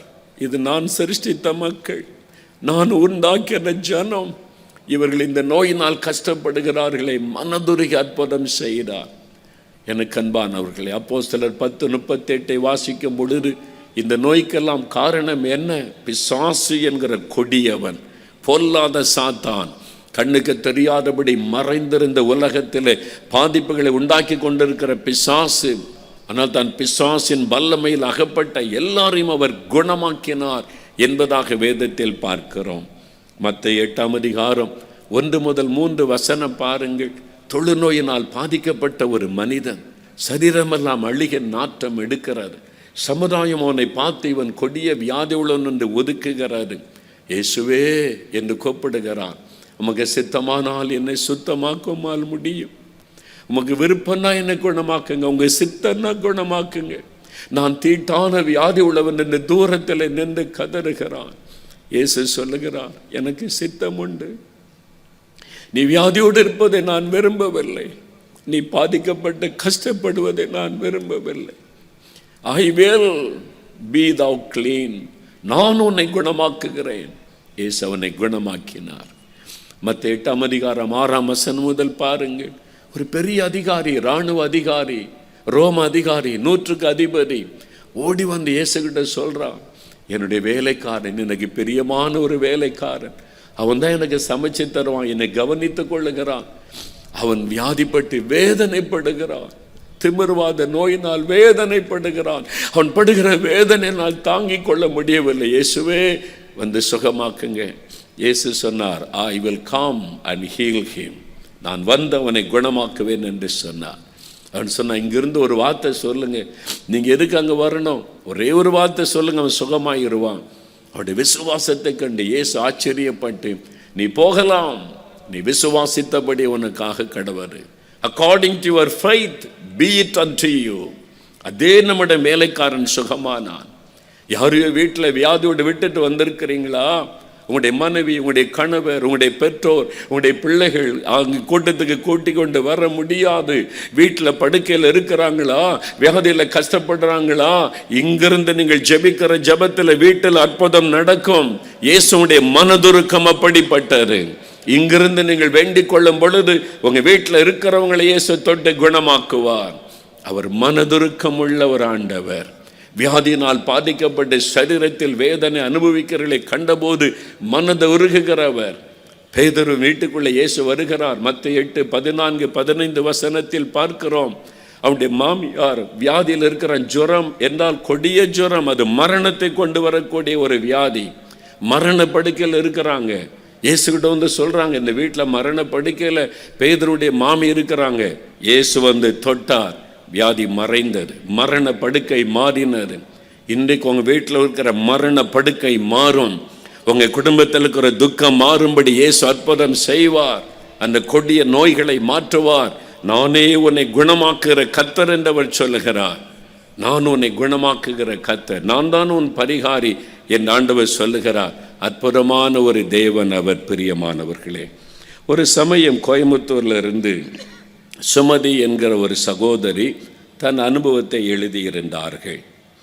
அவர்களுக்கு 16 வயசுல ஆர்த்ரைட்டிஸ், முடக்குவாதம், ஜாயிண்டாக வலிக்கிற, வீங்கிக்கொள்ள அப்படியே நீர் கோர்த்து கையில், காலில், முழங்கால், முழங்கை, இந்த ஜாயிண்ட்ல எல்லாம் அப்படியே வீங்கி வீங்கி இருக்கும். 16 வயசுல அந்த வியாதி ஆரம்பித்தது. 26 வருடங்கள் நோய், குணமே ஆக்க முடியல. டாக்டர்ஸ்கிட்ட போய் பார்த்துட்டாங்க, எவ்வளோ பணம் செலவு பண்ணிட்டாங்க.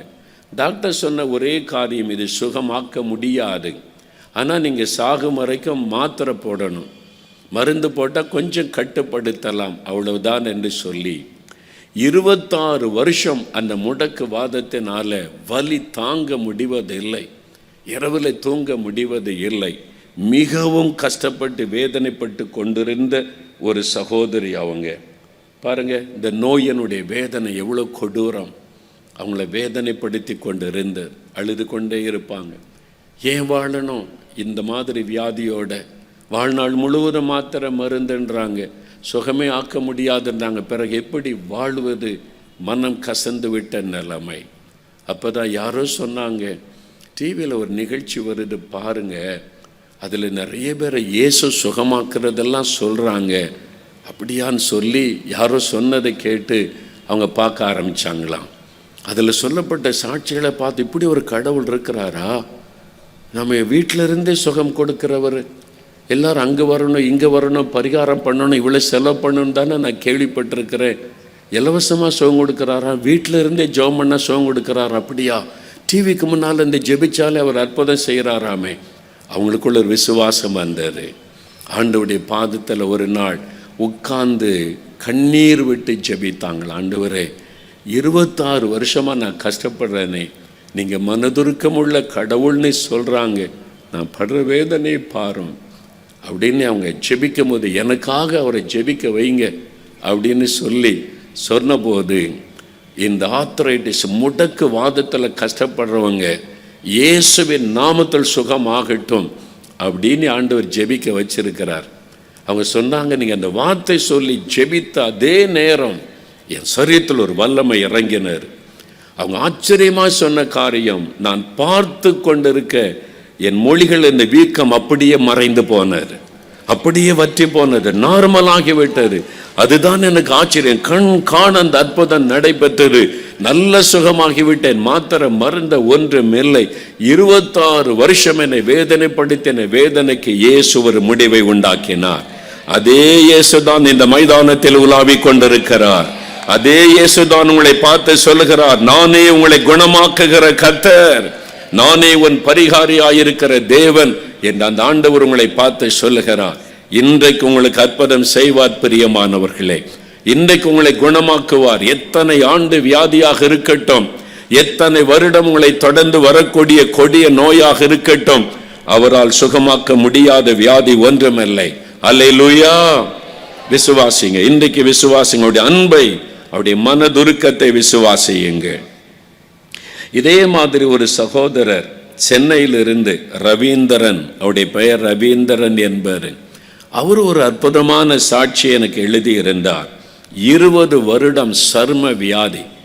அவர் சொன்ன சோரியாசிஸ் என்கிற வியாதி தலை முதல் பாதம் வரைக்கும் உடம்பு முழுவதுமே அரிப்பு எடுத்துக்கொண்டே இருக்கும், சொரிந்து கொண்டே இருக்க வேண்டும்.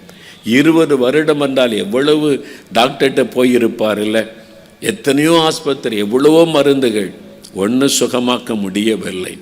சொரியும் பொழுது ரத்தம் வரும். அவர் சொல்லுகிற அவமானமாக இருக்கும் நான் வெளியே போவதற்கு. அந்த நோய் ஒரு அவமானத்தை கொண்டு வருகிற ஒரு வியாதி, ஒரு வாதை போல அவருடைய சரீரத்தை வாதித்து கொண்டு இருந்தது. இதுக்கு என்னதான் செய்வது என்று தெரியவில்லை. 20 வருட வியாதி. அவர் ஒரு நாள் இந்த இயேசுவை பற்றி அறிந்து டிவிக்கு முன்னால் உட்கார்ந்து பார்த்து கொண்டு இருந்தார். இப்படிலாம் இயேசு அற்புதம் செய்கிறாரா, அப்போ எனக்கு ஏன் அவர் செய்யக்கூடாது? இயேசுவின் மேலே ஒரு அன்பு விசுவாசம் வந்தது. இயேசுவை என்னையும் குணமாக்குங்களே, நான் 20 வருஷமாக கஷ்டப்படுறேனே, எவ்வளோ மருந்து மாத்திரை சாப்பிட்டு சுகமாகலையே, தலை முதல் கால் வரைக்கும் என் உடம்பெல்லாம் சொரிந்து சொரிந்த ரத்தம், நீங்கள் சிலுவையில் எனக்காக ரத்தம் சிந்தினீங்கன்னு சொல்கிறாங்களே, அப்போ எனக்கு சுகம் கொடுங்க. ஆண்டவர் அந்த ஜெபத்தை கேட்டார். ஆண்டோடைய வல்லமை தொட்டது. 20 வருடமாக இந்த வியாதி சரீரத்தை விட்டு இல்லாமல் போய்விட்டார். அதுதான் இயேசு கிறிஸ்து செய்கிற அற்புதம். அதே இயேசுதான் இன்னைக்கு உங்களை தேடி வந்திருக்கிறார். அதே இயேசுதான் உங்களை பார்த்து சொல்லுகிறார், நானே உன்னை குணமாக்குகிற கர்த்தர், நானே உன் பரிகாரியாயிருக்கிற தேவன் என்று உங்களை பார்த்து சொல்லுகிறார். இன்றைக்கு ஆண்டவர் அற்புதம் செய்ய போகிறார். பிரியமானவர்களே, சரீர நோய் அது நம்மை தாக்கும் பொழுது அதிலிருந்து நமக்கு விடுதலை கொடுக்கத்தான் மத்தேயு 8:17 சொல்லுகிறது, இயேசு கிறிஸ்து தாமே நம்முடைய பலவீனங்களை ஏற்றுக்கொண்டு நம்முடைய நோய்களை சிலுவையில் சுமந்தார். நம்முடைய பாவங்களை மாத்திரம் அல்ல, நம்முடைய நோய்களையும் வேதனைகளையும், இன்றைக்கு நாம் சரீரத்தில் அனுபவிக்கிற அந்த வேதனைகளை கூட அவர் சிலுவையில் சுமந்தார். அதற்காகத்தான் அவருடைய சரீரம் நொறுக்கப்படுவதற்கு ஒப்பு கொடுத்தார் என்று வேதம் சொல்லுகிறது. அவர் வெறுமனே ரத்தம் மாத்திரம் சிந்தவில்லை, அவருடைய சரீரத்தை நொறுக்கினார்கள், அடித்து காயப்படுத்தி. அவருடைய உடம்பில் காயமில்லாத இடமே இல்லை. ஏன் அவ்வளவு ஒரு காயப்படுத்தப்பட வேண்டும்? நம்முடைய நோய்கள், நம்முடைய வியாதிகள் நம் சரீரத்தை வேதனைப்படுத்துகிறது அல்லவா? அதை தன்மீது அவர் ஏற்றுக்கொண்டார். நமக்கு சுகம் கொடுப்பதற்காக அவர்தான் பரிகாரியாய் இருக்கிற கர்த்தர். மூன்றாவதாக, நம்மை தாக்கக்கூடிய இன்னொரு கொடிய வியாதி நம்முடைய ஆவியை தாக்குகிறார். மனிதனுக்குள்ள இருக்கிற இந்த ஆவி, இந்த ஆவியில உண்டாகிற காரியம் என்ன? பயம், கலக்கம், அப்படியே மன கலக்கம். யோவான் 14:27 இயேசு சொன்னார், உங்கள் இருதயம் கலங்காமலும் பயப்படாமலும் இருப்பதாக. உங்கள் இருதயம் கலங்காமலும் பயப்படாமலும் இருப்பதாக. சீஷருடைய இருதயங்கள் கூட கலங்கினது. இயேசு நம்ம வீட்டை போக போகிறார், பரலோகத்திற்கு செல்ல போகிறார் என்ற செய்தியை கேட்டபோது கலங்கினார்கள். ஆண்டவர் சொன்னார், கலங்காதுங்க, கலங்காதுங்க, நான் உங்களோடு தான் இருப்பேன். ஆறுதல் படுத்துகிறார். கலக்கம். இன்னைக்கு மனிதனுக்குள்ளுடைய ஆவியிலே ஒரு கலக்கம், ஆவியிலே ஒரு பயம், ஆவியிலே ஒரு கலக்கம் உண்டாகி என்ன நடக்கிறது? முதலாவது பயம் மனுஷனுடைய ஆவியை தாக்குகிறது. சாத்தான் பயத்தை கொண்டு வந்து அவன் தாக்குகிறான். பயம் உள்ளத்தில் வருது. எதை பார்த்தாலும் பயம், எதற்கெடுத்தாலும் பயம், தூங்க முடியல, இரவெல்லாம் பயம், செத்துருவனோன்ற பயம், வாழ முடியாதோங்கிற பயம், எதிர்காலத்தை குறித்த பயம், பலவிதமான பயங்களை சாத்தான் கொண்டு வந்து உள்ளத்துக்குள்ளே போடுகிறான். அந்த பயத்தை மேற்கொள்ளாதபடிக்கு, பயத்திலிருந்து உடனே விடுதலை பெற்றுக்கொள்ளாவிட்டால் அது கலக்கமாய் மாறுகிறது. இருதயத்தில் ஒரு கலக்கம் உண்டாகிறது. அதன் பிறகு இருதயமே கலங்குகிறது, நிம்மதி இல்லை, ஒரு குழப்பம், என்னாகுமோ, எப்படி ஆகுமோ, என்ன நடக்குமோ, அப்படியே ஒரு குழப்பம், கலக்கம் இருதயத்திலே உண்டாகிறது. அப்பவும் நம்ம விடுதலை நம்ம பெற்றுக்கொள்ளாவிட்டால், அந்த பயத்தில் இந்த கலக்கத்தில் விடுதலை பெற்றுக்கொள்ளாவிட்டால் சாத்தான் அடுத்த லெவலுக்கு கொண்டு போகிறான். எப்பொழுதும் ஒரு மன அழுத்தம், அப்புறம் அமைதியாகி விடும், யார்கிட்டையும் பேசுறதில்ல, அவ்வளோதான், வாழ்க்கை முடிஞ்சுது. மன அழுத்தம், டிப்ரெஷன். அதனுடைய விளைவு என்ன? ஃபைனல், தற்கொலை பண்ணி செத்துறது. வேறு வழி இல்லை, நோ அதர் வே. இனிமேல் அவ்வளவுதான் என்கிற இதுதான் ஸ்டெப் பை ஸ்டெப்பாய் சாத்தான் இன்றைக்கு மனிதர்களை தாக்கி கொண்டு இருக்கிறான். பாருங்கள், உலகம் முழுவதிலும் இந்த கொடிய கொள்ள நோய் வந்தபோது ஏராளமான பேர் மரித்ததற்கு காரணம் என்ன தெரியுமா? பயம், பயம். அதான் சாத்தான் பயன்படுத்துகிற ஆயுதம். வியாதியே வராமல் மரித்தவர்கள் உண்டு. திருநெல்வேலியில் பிரபலமான ஒரு பெரிய வியாபாரி, பேப்பரில் நீங்கள் வாசித்திருப்பேன், திருநெல்வேலி அல்வா தான் உலக ஃபேமஸ். அதை கொண்டு வந்தவர், அவருக்கு நோய் தாக்கலை, கொரோனாவுடைய கொள்ளை நோய் அவரை தாக்கலை, ஆனால் தற்கொலை பண்ணி மரித்து விட்டார் என்று பேப்பரில் நான் வாசித்த போது அதிர்ந்து போனேன். ஓய், ஏன்? பயம். சாத்தான் முதலாவது கொண்டு வருவது பயம். உலகம் முழுவதையும் பயத்துக்குள்ளாக்கி மக்களை கலக்கத்துக்குள்ளாக்கி விட்டான். இன்றைக்கு சாத்தான் பயன்படுத்துகிற மிகப்பெரிய ஆயுதம் பயத்தை கொண்டு வருவது. மக்களை எப்பொழுதும் பயத்துக்குள்ளே வைத்திருக்கணும், கலக்கத்துக்குள்ளே வைத்திருக்கணும். அதனால தான் முதல் அலை முடிந்த இரண்டாவது அலை, மூன்றாவது அலை, அது இதுன்னு அதற்கு சிலரை பிசாசு பயன்படுத்தி மக்களை பயத்துக்குள்ளாக்கி கலக்கத்துக்குள்ளாக்கி அவளை அடிமைப்படுத்துவது. அதுக்கு பின்னால் இருப்பது பொல்லாத சாத்தான். அவன்தான் மனிதர்கள் இன்றைக்கு பயத்துக்குள்ளாக்கி அவளை மரணத்திற்கு நேராக நடத்துகிறான். பாருங்கள், தற்கொலை பண்ணி மரிக்க காரணம் என்ன? பிரபலமான ஒரு மனிதர் சென்னையில் தற்கொலை பண்ணி மரித்து விட்டார். ஏன் அவர் மரிக்க வேண்டும் என்று பார்த்தால் கடன்காரங்க இருக்கிறாங்கன்னு சொல்லி தற்கொலை பண்ணினாராம். ஆனால் அந்த பத்திரிகையில் சொல்லப்பட்டு இருக்கிறது, அவர் வாங்கின கடனை விட பல மடங்கு சொத்துக்கள் அவருக்கு இருக்கிறார், பல மடங்கு சொத்துக்கள். பின் ஏன் அவர் மரிக்க வேண்டும்? பொல்லாத ஒரு ஆவி பின்னால் இருந்து கிரியை செய்து மனிதர்களை பாதிக்கிறது. அவனுடைய ஆவியிலே கலக்கத்தை கொண்டு வருகிறது. அவன் எப்பொழுது முயற்சி பண்ணுகிறான் கலங்க பண்ணுவதற்கு. தேவனுடைய பிள்ளைகளை கூட கலங்க பண்ண முயற்சித்து கொண்டே இருக்கிறான். ஆகவே தான் ஆண்டவர் சொல்லுகிறார், உங்கள் இருதயம் கலங்காதிருப்பதாக, பயப்படாதிருங்கள். முதலாவது ஆண்டவர் சொல்லுகிற வார்த்தை பயப்படாதிருங்கள், பயப்படாதிருங்கள் என்பது. இயேசு கிறிஸ்து தான் அந்த பயத்தின் ஆவிலிருந்து விடுதலை கொடுத்து நம்மை அந்த நோயிலிருந்து விடுதலை கொடுத்து நம்முடைய உள்ளத்தில் சந்தோஷத்தை கொண்டு வருகிறவர். பாருங்கள், இந்த ஆவியிலே எப்பொழுதும் ஒரு கலக்கம் சிலருக்கு, காரணமே தெரியல, பயமா இருக்குது, கலங்குது இருது, என்ன ஆயிருமோ எப்படி ஆயிருமோ. இது சாத்தான் பின்னணியில் இருந்து கிரியை செய்கிற ஒரு காரியம். 1 சாமுவேல் 16:14 வாசிக்கும் பொழுது, சவுல் என்கிற ராஜா தேவனால் தெரிந்து கொள்ளப்பட்டவன், அபிஷேகம் பண்ணப்பட்டவன், ஒரு பொல்லாத ஆவி அவனை கலங்க பண்ணி கொண்டிருந்தது என்று வேதம் சொல்லுகிறாரு. அவனை கலங்க பண்ணி கொண்டிருந்தது அந்த ஆவி, அப்படியே கலங்கி போயிருந்தான் என்பதாக சொல்லப்படுகிறாரு. இன்னைக்கு ஏதோ ஒரு கலக்கம் உடைய உள்ளத்தில் இருக்கிறாரு. இரவு நேரம் வந்துவிட்டால் ஒரு கலக்கம் வருகிறது, ஒரு பயம் உள்ளத்தில் வருகிறது, என்ன செய்வதென்று அப்படி ஒரு வேதனை உள்ளத்தில் வருகிறது. அப்படி நீங்க கலங்கி கொண்டிருக்கிறீர்களா? ஆண்டவர் இன்றைக்கு உங்களுக்கு ஒரு விடுதலை கொடுக்க, சுகம் கொடுக்க ஆண்டவர் விரும்புகிறார். திருப்பூர்ல இருந்து ஒரு சகோதரி எழுதின சாட்சி எனக்கு ரொம்ப ஆச்சரியமாய் இருந்தது. அந்த மகளுடைய பெயரு சுமதி தான். கோயம்புத்தூர்லேருந்து எழுதின அந்த மகளுடைய பெயரு சுமதி தான்.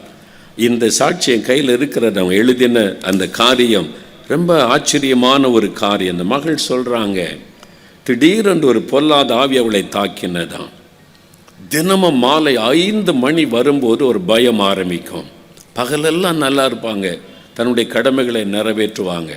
5 மணி ஆகும்போது அவங்களுக்குள்ள ஒரு பயம் உண்டாகும். ஒரு ஆவி வந்து பேசும். என்ன பேசும்? செத்து போயிரு, தற்கொலை பண்ணி மறித்து விடு, ஒன்னாலெல்லாம் இந்த உலகத்தில் வாழ முடியாது, இதெல்லாம் சரியாகாது, அவ்வளோதான், நீ வாழ்க்கையை முடித்துக்கொள். இரவு முழுவதும் பேசும். அந்த குரல் கேட்டுக்கொண்டே இருக்கும், சத்தம் கேட்டுக்கொண்டே இருக்கும். என்ன செய்வதுன்னு தெரியல. குடும்பத்தார்கிட்ட சொன்னாங்க. பெற்றோர் இந்த மகளுக்காக பரிகாரம் செய்வதற்கு மந்திரவாதியிடத்தில் போனாங்க, பணத்தை செலவு பண்ணினாங்க, என்னென்ன சொன்னாங்களோ பணத்தை செலவு பண்ணி ஏதாவது பண்ணி பரிகாரம் பண்ணி என் மகளுக்கு விடுதலை வரட்டும் என்று. எல்லாம் ஓய்ந்து விட்டார், ஒன்றிலும் விடுதலை இல்லை, பணம்தான் வீணாயிற்று. மனம் உடைந்த அந்த சகோதரி சொல்கிறான், நான் செத்து போகணுன்னு முடிவு எடுத்துட்டேன், தற்கொலை பண்ணி செத்துடலாம். இப்படி ஒவ்வொரு நாள் இரவும் தூங்க முடியாமல் தனியாக உட்காந்து பேசுவாங்களாம். கடைசியில் சொன்ன, இப்போ பைத்தியமாகி விட்டாள், மென்டல் ஆகி விட்டாள்னு சொல்லிட்டாங்க. அதனால் வெளியே போக முடியாது. எவ்வளோ பெரிய வேதனை பாருங்கள், ஒரு மன வேதனை. கலங்கி கொண்டிருந்த போது இப்படி இந்த மகள் கஷ்டப்படுகிறாள் என்று பக்கத்து வீட்டில் உள்ளவங்க சொல்லியிருக்கிறாங்க. டிவியில் ஒரு நிகழ்ச்சி வருது, நீங்கள் பாருங்களேன், உங்களுக்கு நல்ல பிரயோஜனமாக இருக்குன்னு சொல்லி. இவங்களுக்கும் இயேசுக்கு சம்பந்தம் இல்லை. என்னென்னவோ பணம் செலவு பண்ணி பரிகாரம் தேடி ஒன்றும் நடக்கலை. இந்த இயேசுவா நமக்கு எதாவது செய்வார், நம்ம அவரை இதுவரைக்கும் நம்பவும் இல்லை, அவரை பற்றி தெரியாது. சரி சொல்கிறாங்களேன்னு டிவியில் உட்காந்து பார்த்தா இயேசு செய்த அற்புதங்களை கேட்க கேட்க இப்படி ஒரு கடவுளா? நம்ம இயேசுன்னா கிறிஸ்தவ மதத்துக்கு தலைவர், அப்படி தான் நினச்சோம். இவர் எல்லாருக்கும் ஆண்டவரா, எல்லாரையும் நேசிக்கிறாரா, எல்லாருக்கும் விடுதலை கொடுக்கிறாரா?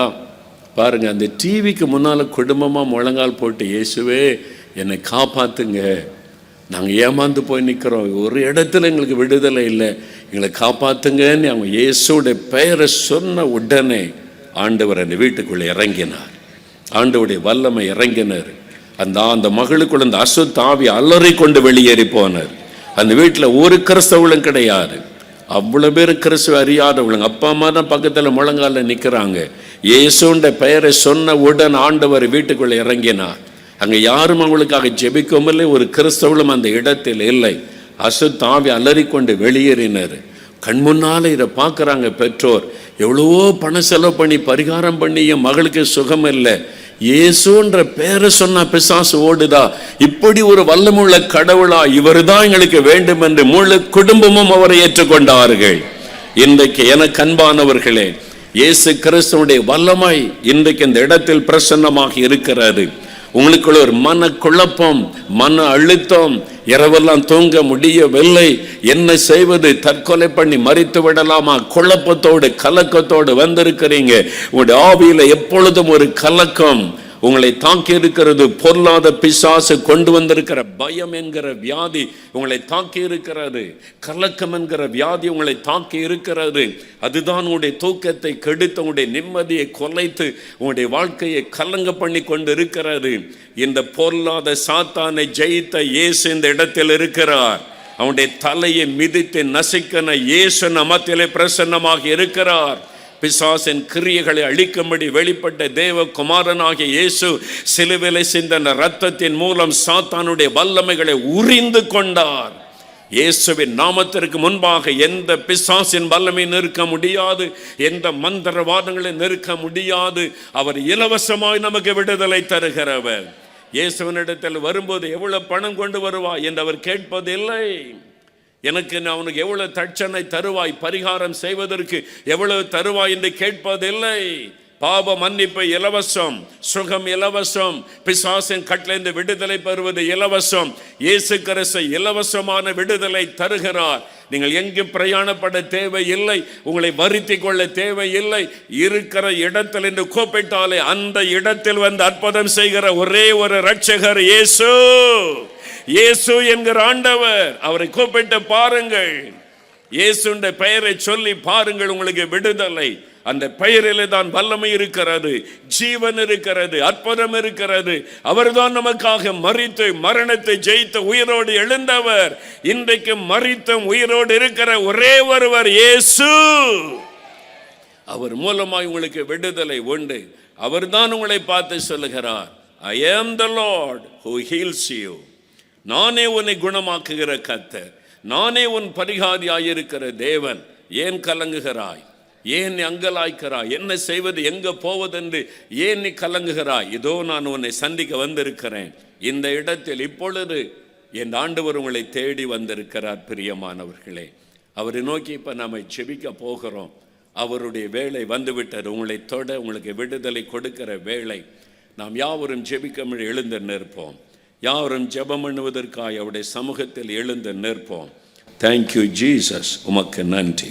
ஹல்லேலூயா, உமக்கு நன்றி. தேங்க்யூ லார்ட், உமக்கு நன்றி. உங்களுடைய கலக்கம் அவருக்கு தெரியும். மத்தேயு 26:37-38 கெத்செமனே தோட்டத்தில் அவர் நுழைந்த போது என் ஆத்துமா மரணத்துக்கு ஏதுவான துக்கம் கொண்டு இருக்கிறார். இயேசு இருதயத்தில் கலங்கின சில சம்பவங்கள் வேதத்தில் எழுதப்பட்டு இருக்கிறார். அவருடைய மரண நேரம் நெருங்கி வந்தபோது சீஷர்களில் ஒருவன் அவரை காட்டி கொடுப்பான் என்று சொல்லும்போது அவர் ஆவியில் கலங்கினார் என்பதாக வேதத்தில் எழுதப்பட்டு இருப்பதை நம்ம வாசிக்கிறோம். யோவான் 13:21 அதை வாசிக்கிறோம். யோவான் 11:33 பாருங்கள். லாசருவின் கல்லறை முன்பாய் நின்றபோது அவருக்கு பிரியமான பிள்ளைகள் அழுகிறதை கண்டபோது அவர் ஆவியில் கலங்கினார். ஐயோ, என் பிள்ளைகள் கலங்கி நிற்கிறாங்க, கண்ணீர் வடிக்கிறாங்களேன்னு சொல்லி நமக்காக நம்முடைய கலக்கத்தை மாற்ற அவர் ஆவியில் கலங்கினார். அவர் தனித்து விடப்பட்டார். அந்த சிலுவையில் அவர் தொங்கும் பொழுது அவருக்கு ஆறுதல் சொல்ல அவருக்கென்று கூட நிற்க ஒருவரும் இல்லை. எல்லோரும் உயிர் பயத்தில் ஓடி ஒளிந்து கொண்டார்கள். தன்னன் தனிமையாய் அந்த சிலுவையில் தொங்கினார். ஏன் தெரியுமா? நான் தனித்து விடப்பட்டிருக்கிறேன், என்னை புரிந்து கொள்ள யாரும் இல்லையே, எனக்கென்று என் உணர்வுகளை வேதனைகளை புரிந்து கொள்ள யார் இருக்கிறார்கள் என்று நீங்கள் கலங்குகிறீர்களா? உங்களுடைய கலக்கத்தை புரிந்து கொள்ள ஆண்டவரும் என்னை கைவிட்டு விட்டாரோ என்று எண்ணும்படியான நெருக்கத்தில் இருக்கிறீங்களா? பிதாவே, தேவனே, ஏன் என்னை கைவிட்டீர் என்று அவர் கலங்கி துயரம் அடைந்து சொல்ல காரணம், நம்முடைய வேதனைகளை அந்த சிலுவையில் சுமந்தார். உங்களுடைய வேதனைகளை சிலுவையில் அவர் ஏற்றுக்கொண்டார். உங்களுக்கு விடுதலை கொடுப்பதற்காக சிலுவையில் அந்த இரத்தம் வடிய வடிய, தலையிலே முள்முடி, கைகளிலே ஆணி, கால்களிலே ஆணி, முதுகெல்லாம் வாரினால் அடித்து கிழிக்கப்பட்ட நிலைமையில் அந்த சிலுவையில் தொங்குகிறவரை பாருங்கள். உங்களுக்காக சகோதரனே, சகோதரி உங்களுக்காக, சகோதரனே உங்களுக்காக, நான் உன் பரிகாரி மகனே, உன் பரிகாரி மகளே, நான் இன்றைக்கு உனக்கு விடுதலை தருவேன், மன்னிப்பை தருவேன், சமாதானம் தருவேன், சுகம் தருவேன், விடுதலை தருவேன் என்று அவரே இந்த இடத்தில் வந்திருக்கிறார். அவரை நோக்கி இந்த 3 காரியத்துக்கு ஜெபிக்க போகிறோம். அப்படியே கண்களை மூடி இயேசுவை இந்த சிலுவையை கண் முன்னால நிறுத்தி உங்கள் எண்ணம் சிதறாமல் இருக்க கண்களை மூடிக்கொள்ளுங்க. இந்த 3 காரியத்துக்கு ஜெபிக்க போகிறோம். முதலாவது, என் ஆத்மாவில் எனக்கு சுகம் வேண்டும், எனக்குள்ளே சமாதானம் இல்லை, நிம்மதி இல்லை, நான் செய்த பாவங்கள் என்னை வேதனைப்படுத்தி கொண்டு இருக்கிறது, எபிரெயர் 9:14 சொல்லுகிறது, இயேசு கிறிஸ்துவின் இரத்தம் நம்முடைய மனசாட்சியை குற்றமற கழுவி சுத்திகரிக்க வல்லமை உள்ளது. அவருடைய இரத்தம் தான் நம்முடைய மனசாட்சியை கழுவி சுத்திகரிக்க முடியும். அவர்தான் சொல்லுகிறார், என் மகளே, உன் பாவத்தை நான் சுமந்து விட்டேன். என் மகனே, உன் பாவங்களை நான் சிலுவையிலே சுமந்து விட்டேன். இனிமேல் நீ சுமக்க வேண்டிய அவசியம் இல்லை. இனிமேலும் அந்த குற்ற மனசாட்சியில் நீ கஷ்டப்பட வேண்டிய அவசியம் இல்லை. நான் உன் பாவங்களை சுமந்து விட்டேனே. உனக்காக நான் ஒரு ஆட்டுக்குட்டியாக பலியாக என்னை அர்ப்பணித்து கொண்டேனே. என் இரத்தத்தை எல்லாம் உனக்காக சிந்தினேனே. உன்னை மன்னிக்க நான் ஆயத்தமாயிருக்கிறேன். உன்னை பாவமர கழுவி சுத்திகரிக்க ஆயத்தமாயிருக்கிறேன். உன் மனசாட்சியை நான் சுத்திகரிக்க ஆயத்தமாயிருக்கிறேன். இன்றைக்கோடு அந்த குற்ற மனசாட்சி உன்னை விட்டு விலகும். இன்றைக்கோடு அந்த பாவங்கள் உன்னை விட்டு விலகும். இன்றைக்கு இயேசு கிறிஸ்துவின் என்னுடைய இரத்தம் உன்னை கழுவி சுத்திகரிக்கும் என்று இயேசு உங்களோடு பேசிக் கொண்டு இருக்கிறார். அவரை பாருங்கள், ஐயா, என் ஆத்மாவில் ஒரு நோய் வந்துவிட்டது, இந்த பெருமை வந்துவிட்டது, இச்சை வந்துவிட்டது, ஐயோ இந்த ரகசிய பாவம் வந்துவிட்டது, இது என் சமாதானத்தை கெடுத்து கொண்டு இருக்கிறது, என்னால் அதை விடவும் முடியவில்லை, நிம்மதியாகவும் இருக்க முடியவில்லையே. இயேசுவே என்னை மன்னியும், இயேசுவே எனக்கு ஒரு விடுதலை தாரும் என்று சொல்லுகிறவர்களுக்காக முதலாவது நான் ஜெபிக்க போகிறேன். முதலாவது பாவ மன்னிப்பு, முதலாவது உங்களுடைய ஆத்மாவில் விடுதலை, முதலாவது உங்களுடைய ஆத்மா நோயில் உங்களுக்கு சுகம், முதலாவது அந்த பாவ கட்டுகள் அறுக்கப்பட வேண்டும். ஐயா, என் பாவம் மன்னிக்கப்பட வேண்டும், இந்த பாவத்திலிருந்து விடுதலை வேண்டும். இந்த குற்ற மனசாட்சி என்னை வாதிக்கிறது, பாவத்தை நான் விட முடியாமல் தவிக்கிறேன், இயேசு எனக்கு விடுதலை தர வேண்டும் என்று விரும்புகிறவர்கள், ஒப்பு கொடுக்கிறவர்கள் எத்தனை பேர் உண்டு? நிற்கிற இடத்தில் வலது கரத்தை உயர்த்தி ஜெபம் பண்ணுங்க.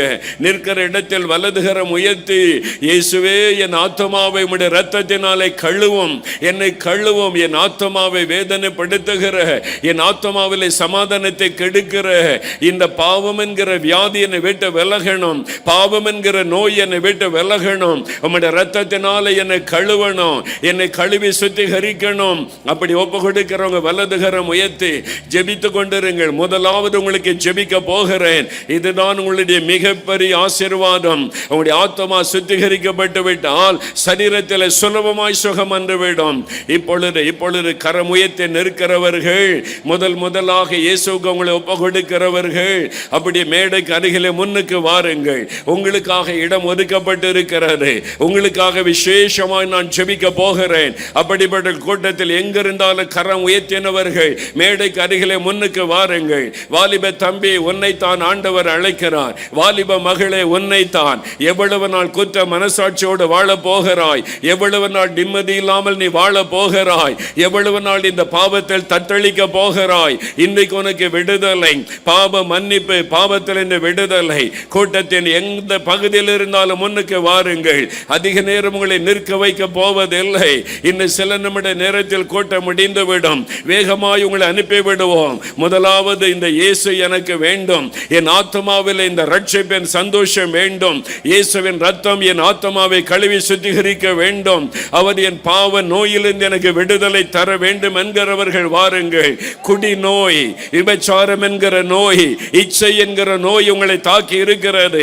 பண ஆசை என்கிற நோய் உங்களை பாழாக்கி கொண்டு இருக்கிறது. ஒப்பு கொடுத்து முன்னுக்கு வாருங்கள்.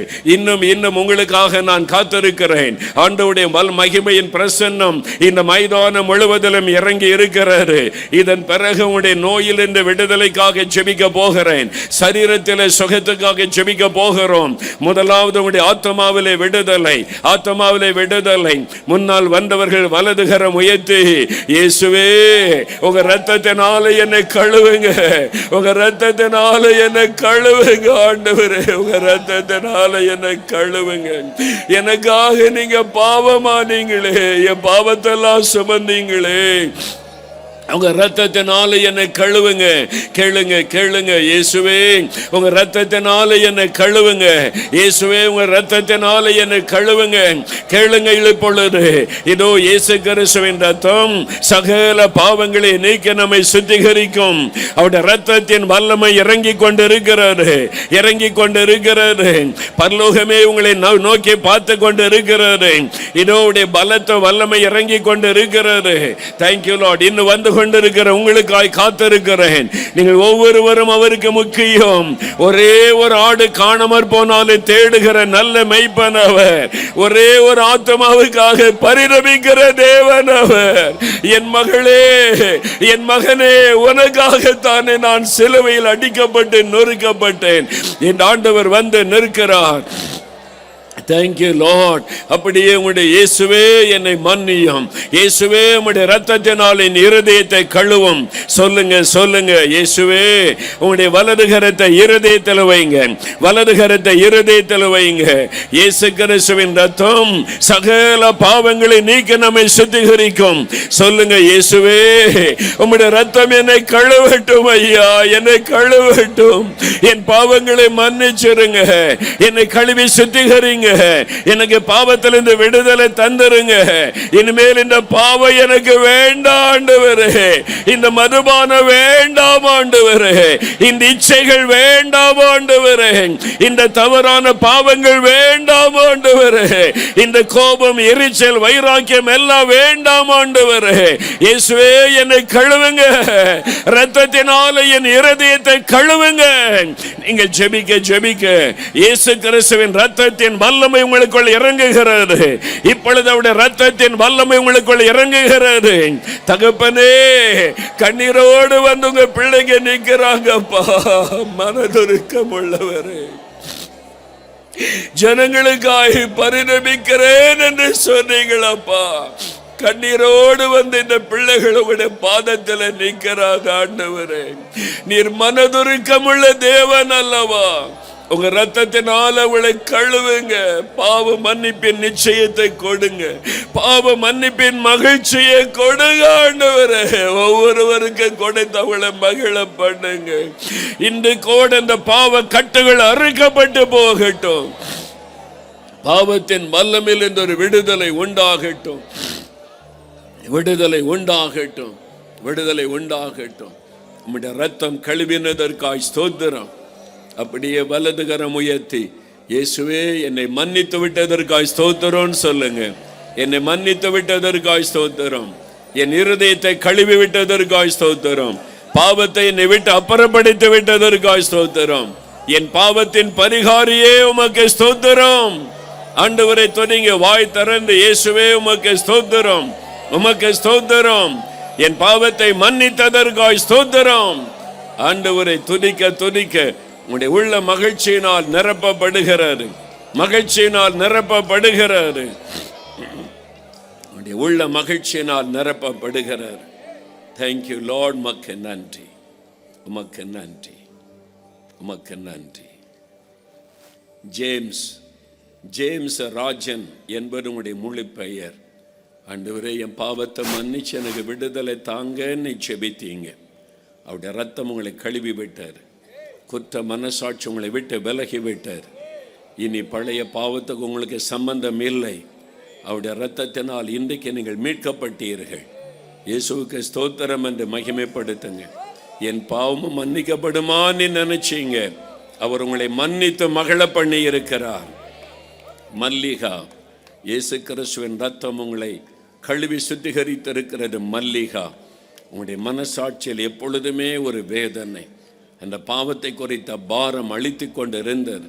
இன்னைக்கு உங்களுக்கு விடுதலை, உங்களுடைய இருதயம் லகுவாகி விட்டார். இயேசுவே ஸ்தோத்திரம். ஆண்டவரை மகிமைப்படுத்துங்க, மகிமைப்படுத்துங்க. சபீதா என்கிற வாலிப மகள், இயேசு கிறிஸ்துவின் ரத்தம் உன்னை கழுவி விட்டது மகளே. அவர் உன்னை மன்னித்து மறுபடியும் உன்னை அணைத்து கொண்டார். இனி பாவம் செய்யாதபடி அவரே உன்னை பாதுகாப்பேன் என்று வாக்கு கொடுக்கிறார். நீ பயப்படாத. இயேசுவே ஸ்தோத்திரம் என்று அவரை மகிமைப்படுத்து. அவருடைய ரத்தம் உன்னை கழுவினதற்காய் ஸ்தோத்திரம், ஸ்தோத்திரம். Thank you Lord. அடுத்த சுகத்திற்காக, சரீர சுகத்துக்காக ஜெபிக்க போகிறோம். அதுக்கு முன்னால் எவ்வளோ சந்தோஷம் இப்பொழுது.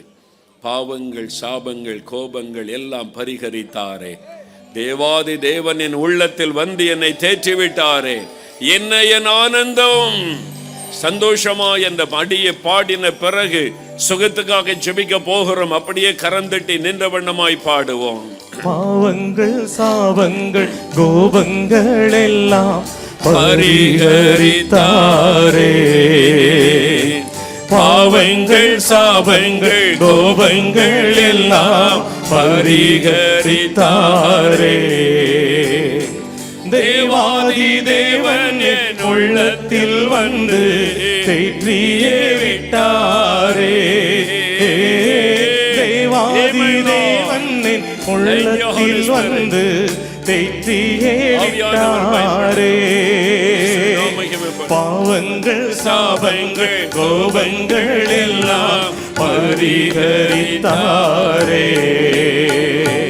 பாவங்கள், சாபங்கள், கோபங்கள் எல்லாம் பரிகரித்தாரே. தேவாதி தேவன் என் உள்ளத்தில் வந்து தேற்றியே விட்டாரே. தேவாதி தேவன் என் உள்ளத்தில் வந்து தேற்றியே விட்டாரே. என்ன என் ஆனந்தம், என்ன என் ஆனந்தம் சொல்ல கூடாதே. என்ன என் ஆனந்தம், என்ன என் ஆனந்தம் சொல்ல கூடாதே. மன்னன் கிறிஸ்து என் பாவத்தை எல்லாம் மன்னித்து விட்டாரே. மன்னன் கிறிஸ்து என் பாவத்தை எல்லாம் மன்னித்து விட்டாரே. மன்னன் கிறிஸ்து என் பாவத்தை எல்லாம் மன்னித்து விட்டாரே. பாவ நோய் ஒளிந்தது இயேசுவின் நாமத்தினாலே. ஹல்லேலூயா. மெய்யான சந்தோஷம் உள்ளத்தில் வந்தது. ஹல்லேலூயா. இயேசுவுக்கு ஸ்தோத்திரம்.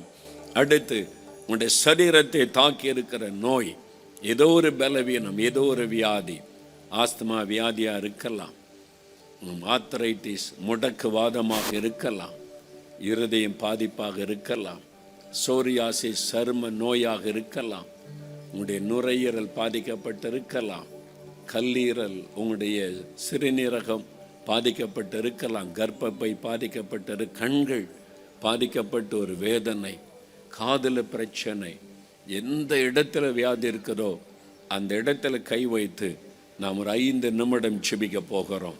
இயேசுன்ற நாமத்தை சொல்லி கூப்பிட போகிறோம். இயேசுவே என்னை தொடும், இந்த நோயில் இந்த விடுதலை கொடுக்க சிலுவிலே மரித்தீரே என்று வியாதி உள்ள இடத்துல கை வைத்து கொள்ளுங்க. கண்களில் சுக வேண்டுமென்றால் கண்களில் கை வைங்க.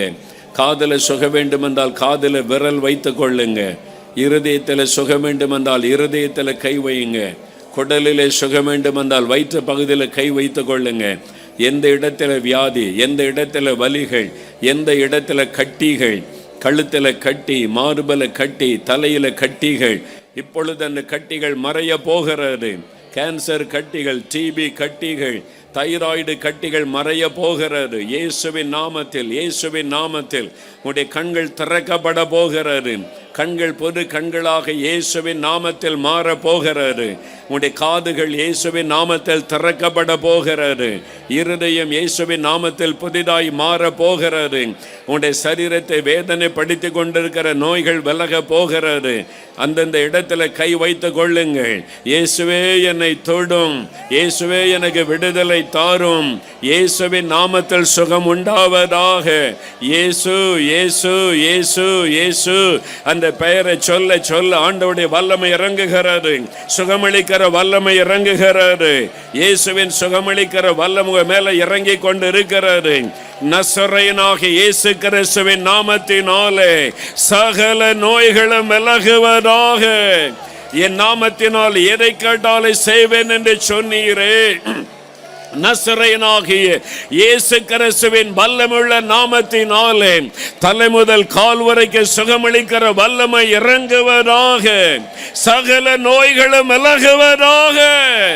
இயேசுவின் நாமத்தினாலே சுகம் உண்டாகட்டும். இயேசு கிறிஸ்துவின் நாமத்தினாலே விடுதலை உண்டாகட்டும்.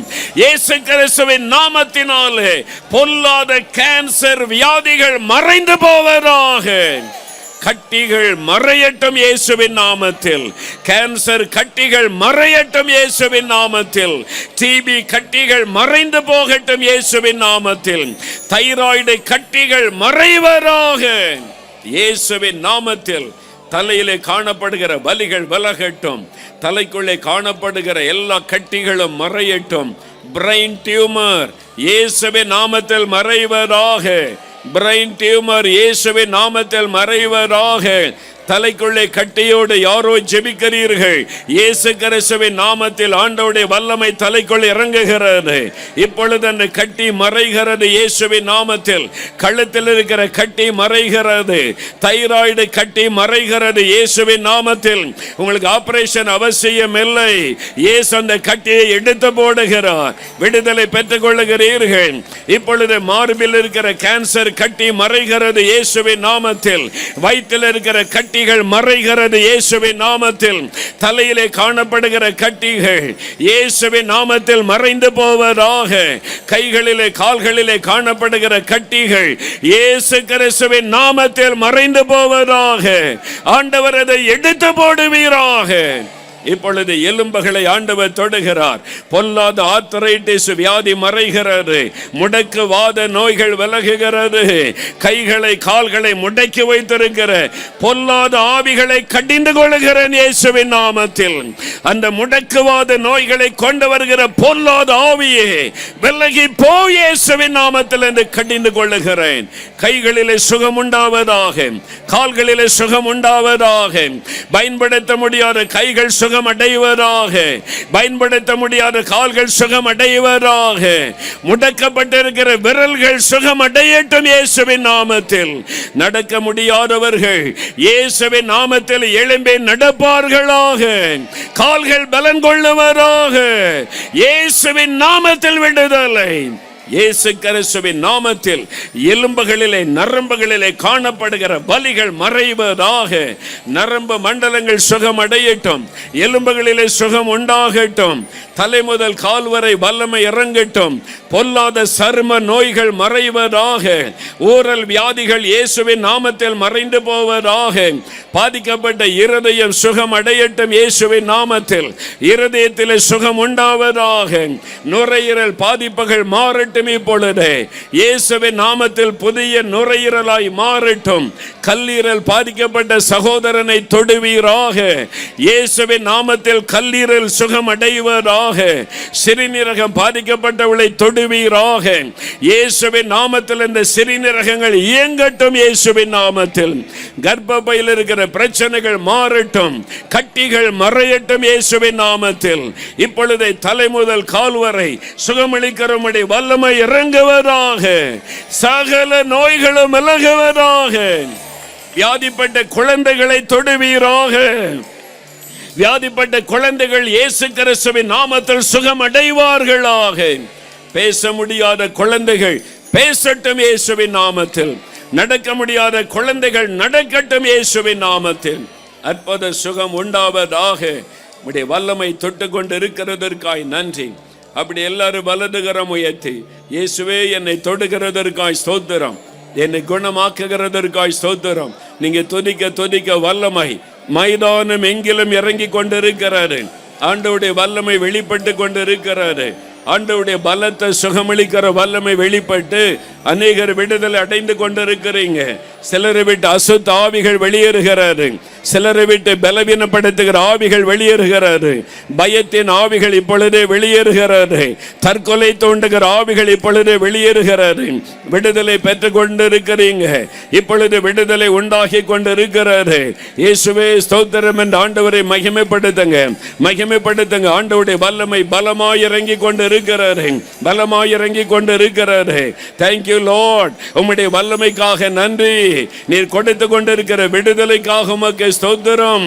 உமக்கு நன்றி ஆண்டவரே, உமக்கு நன்றி தகப்பனே, உமக்கு நன்றி ஆண்டவரே, உமக்கு ஸ்தோத்திரம். உமக்கு ஸ்தோத்திரம் ஆண்டவரே, உமக்கு நன்றி. தேங்க்யூ லார்ட், உமக்கு நன்றி. Thank you Lord. ரத்தன சிங் ஆண்டவருடைய கரம் உங்களை தொடுகிறாரு. ஒரு பயத்தின் ஆவி உங்களை விட்டு விலகுகிறாரு.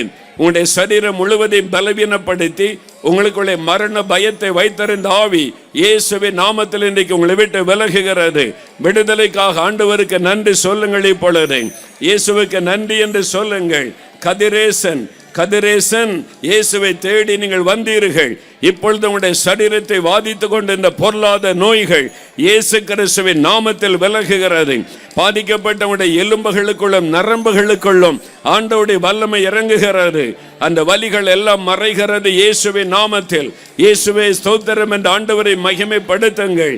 இயேசுவின் நாமத்தில் உங்களுக்கு விடுதலை உண்டாகி கொண்டிருக்கிறது. இயேசுவே ஸ்தோத்திரம் என்று ஆண்டவரை மகிமைப்படுத்துங்கள். இப்பொழுது வனிதா என்கிற மகள், உன்னுடைய தலையிலே பாதிப்பு இருக்கிறது. தலையிலே வரக்கூடிய வலி உனக்கு ஒரு மரண வேதனை கொடுக்கிறதாக இருக்கிறது. அந்த நோயை கொண்டு வந்த பொல்லாத ஆவி விலகுகிறது மகளே. இன்றைக்கு உனக்கு விடுதலை, இயேசுவின் நாமத்தில் விடுதலை. இயேசுவை உமக்கு ஸ்தோத்திரம் என்று ஆண்டவரை மகிமைப்படுத்து அந்த விடுதலை பெற்றுக்கொள்ளுகிறாய். கௌசல்யா என்கிற மகள், ஆண்டவருடைய வல்லமை உடைய வயிற்று பகுதியில் இறங்குகிறது. வயிற்றிலே உண்டாகிற காந்தல், அந்த எரிவு இயேசுவின் நாமத்தில் மறைகிறது. அந்த பொல்லாத ஆவி உங்களுடைய வயிற்று பகுதியை விட்டு விலகுகிறது. இயேசுவின் நாமத்தில் உங்களுக்கு விடுதலை. இயேசுவுக்கு நன்றி என்று ஆண்டவரை மகிமைப்படுத்துங்கள். இயேசுவை ஸ்தோத்திரம் என்று சொல்லுங்கள். இப்பொழுது இயேசுவின் தழும்புள்ள கரத்தினால் சுகம் அடைகிறீர்கள். நான்சி என்கிற ஒரு மகள், டீச்சராக நீங்கள் பணி செய்கிறீர்கள். உங்களுடைய விரல்களில் உண்டாயிருக்கிற வலிகள், உங்களுடைய ஜாயிண்டுகளில் உண்டாயிருக்கிற வலிகள் இயேசு கிறிஸ்துவின் நாமத்தில் இப்பொழுது மறைகிறது. விடுதலை சுகத்தை பெற்றுக் கொள்ளுகிறீர்கள். இயேசுவை ஸ்தோத்திரம் என்று ஆண்டவரை மகிமைப்படுத்துங்கள். கீதா என்கிற மகள், உன்னுடைய எலும்புகளும் பாதிக்கப்பட்டு ஜாயிண்டுகளில் உண்டான வலியினால் கஷ்டப்பட்டு இயேசுவே என்னையும் தொடும் என்று ஜெபிக்கிற மகளே, இயேசுவின் நாமத்தில் இப்பொழுது உங்களுக்கு விடுதலை. இயேசுவே ஸ்தோத்திரம் என்று ஆண்டவரை மகிமைப்படுத்துங்கள். வாய் திறந்து கர்த்தரை துதியுங்கள். விடுதலை பெற்றுக் கொள்ளுகிறீர்கள். இப்பொழுது புஷ்பா என்கிற மகள், உன்னுடைய கால்களுக்குள் ஆண்டவருடைய வல்லமை இறங்குகிறது. பலவீனப்பட்ட அந்த கால்கள், அந்த எலும்பில் உள்ள வலிகள் இயேசுவின் நாமத்தில் மாறுகிறது. எலும்பின் நடங்க, அந்த வலி விலகிவிட்டது. எலும்பின் நடங்க.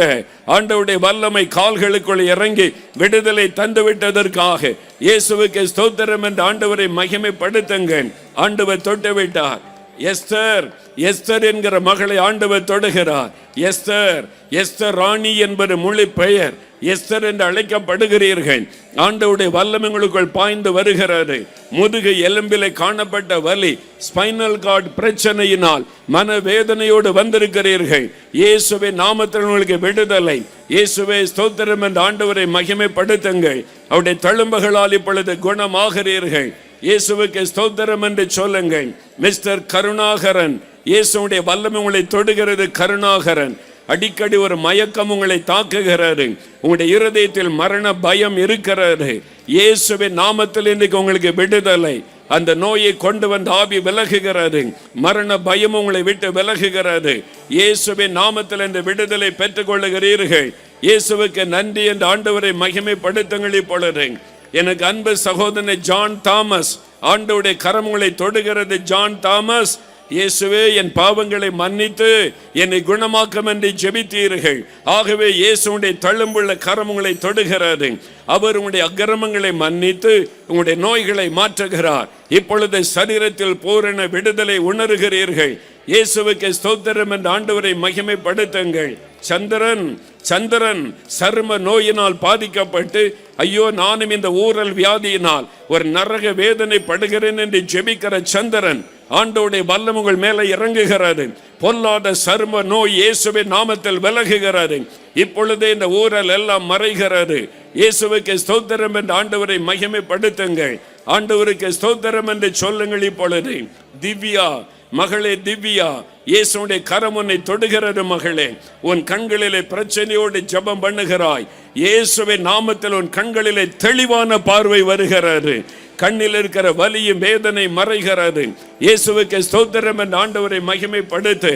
ஆண்டவருடைய கரம் அற்புதம் செய்கிறதற்காக நன்றி. Thank you Lord. எல்லாரும் வலதுகரம் உயர்த்தி ஸ்தோத்திரம் பண்ணுங்க. இயேசுவே நன்றி, என்னை தொடுகிறதற்காய் நன்றி, உமக்கு ஸ்தோத்திரம்னு சொல்லுங்க. செல்வம், செல்வம் என்ற சகோதரன், நீங்கள் இயேசுவே எனக்கும் ஒரு அற்புதம் செய்யும் என்று நீங்கள் கேட்கிறீங்க. என் மேல உமக்கு அன்பு இருந்தா என்னை பெயர் சொல்லி அழைத்து விடுதலை ஆக்கும் என்று சொல்லுகிறீர்கள். இயேசு உங்களை நேசிக்கிறபடினால் அழைக்கிறார். அவருடைய வல்லமை உங்களுக்குள் பாய்ந்து வருகிறது. இன்றைக்கு உங்களுக்கு விடுதலை. பல நோய்கள், பல பிரச்சனைகள் எல்லாவற்றிலும் விடுதலை. ஆண்டவர் உங்களுக்கு ஒரு புதிய ஆரம்பத்தை தருகிறார். இப்பொழுதே சரீரத்தோட பலவீனம் எல்லாம் ஓடி மறைகிறது.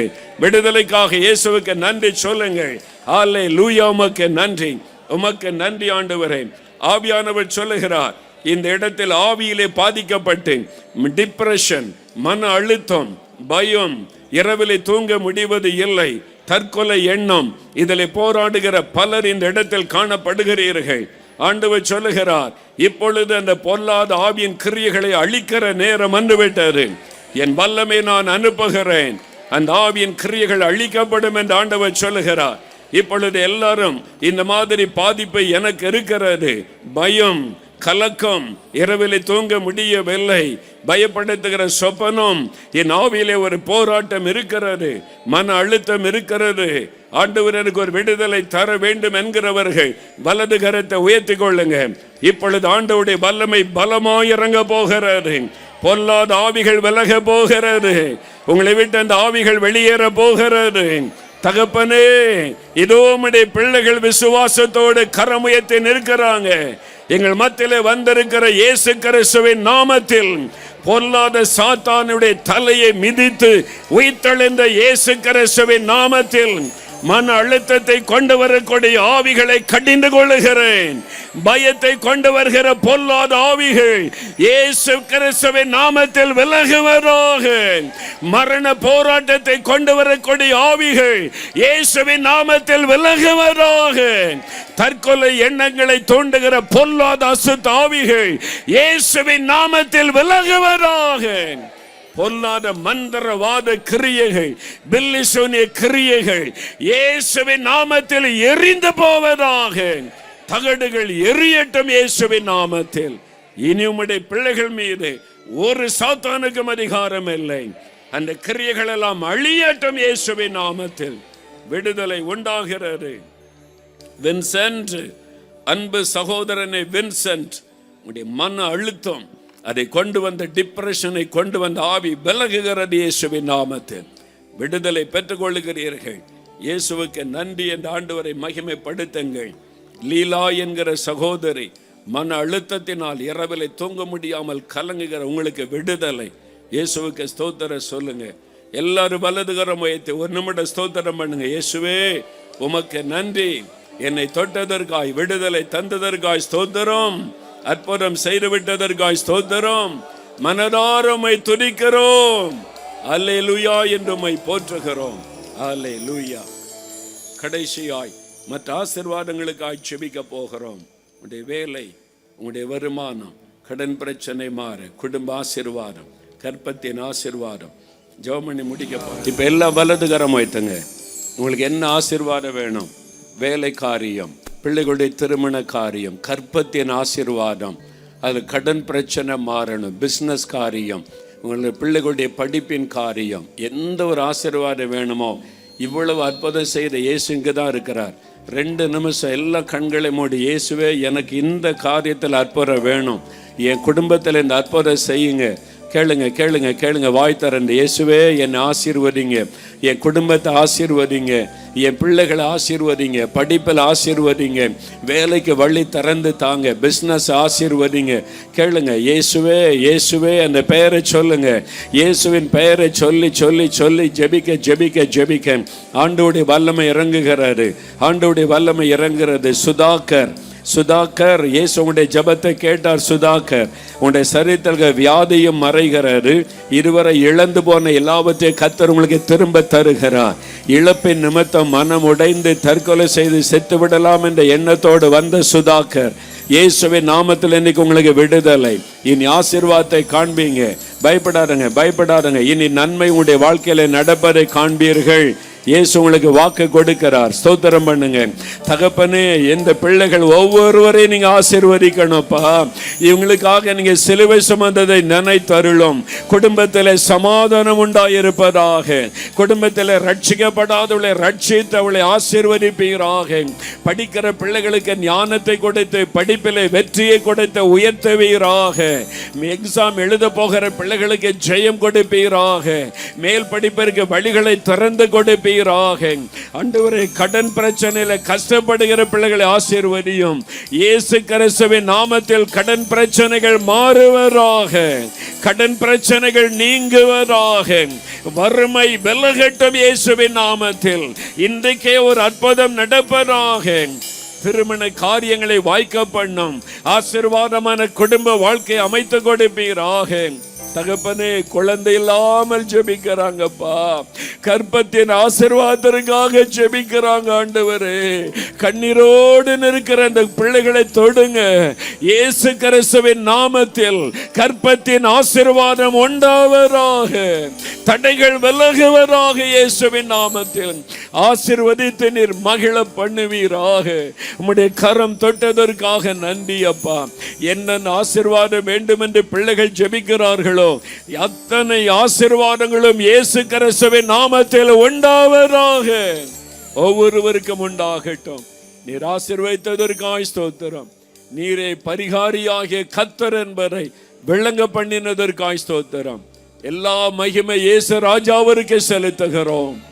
பிள்ளைகள் வீடுகளுக்கு திரும்பி செல்லும் பொழுது அவர்கள் போகிற பஸ்ல, வேன்ல, கார்ல, பைக்ல, சைக்கிள்ல, எதுல போனாலும் உம்முடைய பாதுகாப்பின் தூதர்கள் கூட இருந்து பாதுகாத்து நடத்தட்டும்.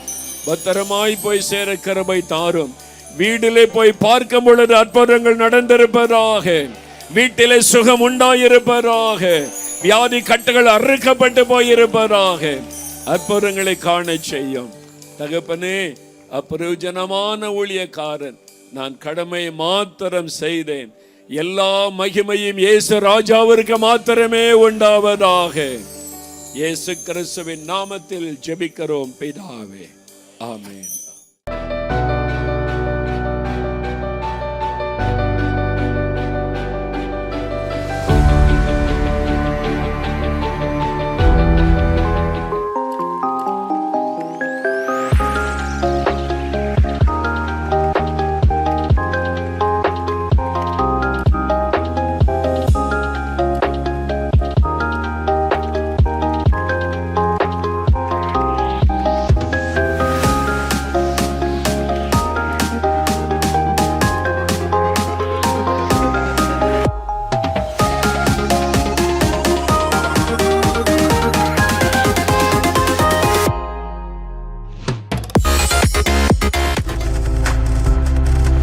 நீங்கள் பார்த்துக் கொண்டிருப்பது உங்கள் ஜாய் டிவி. உங்கள் துக்கம் சந்தோஷமாய் மாறும்.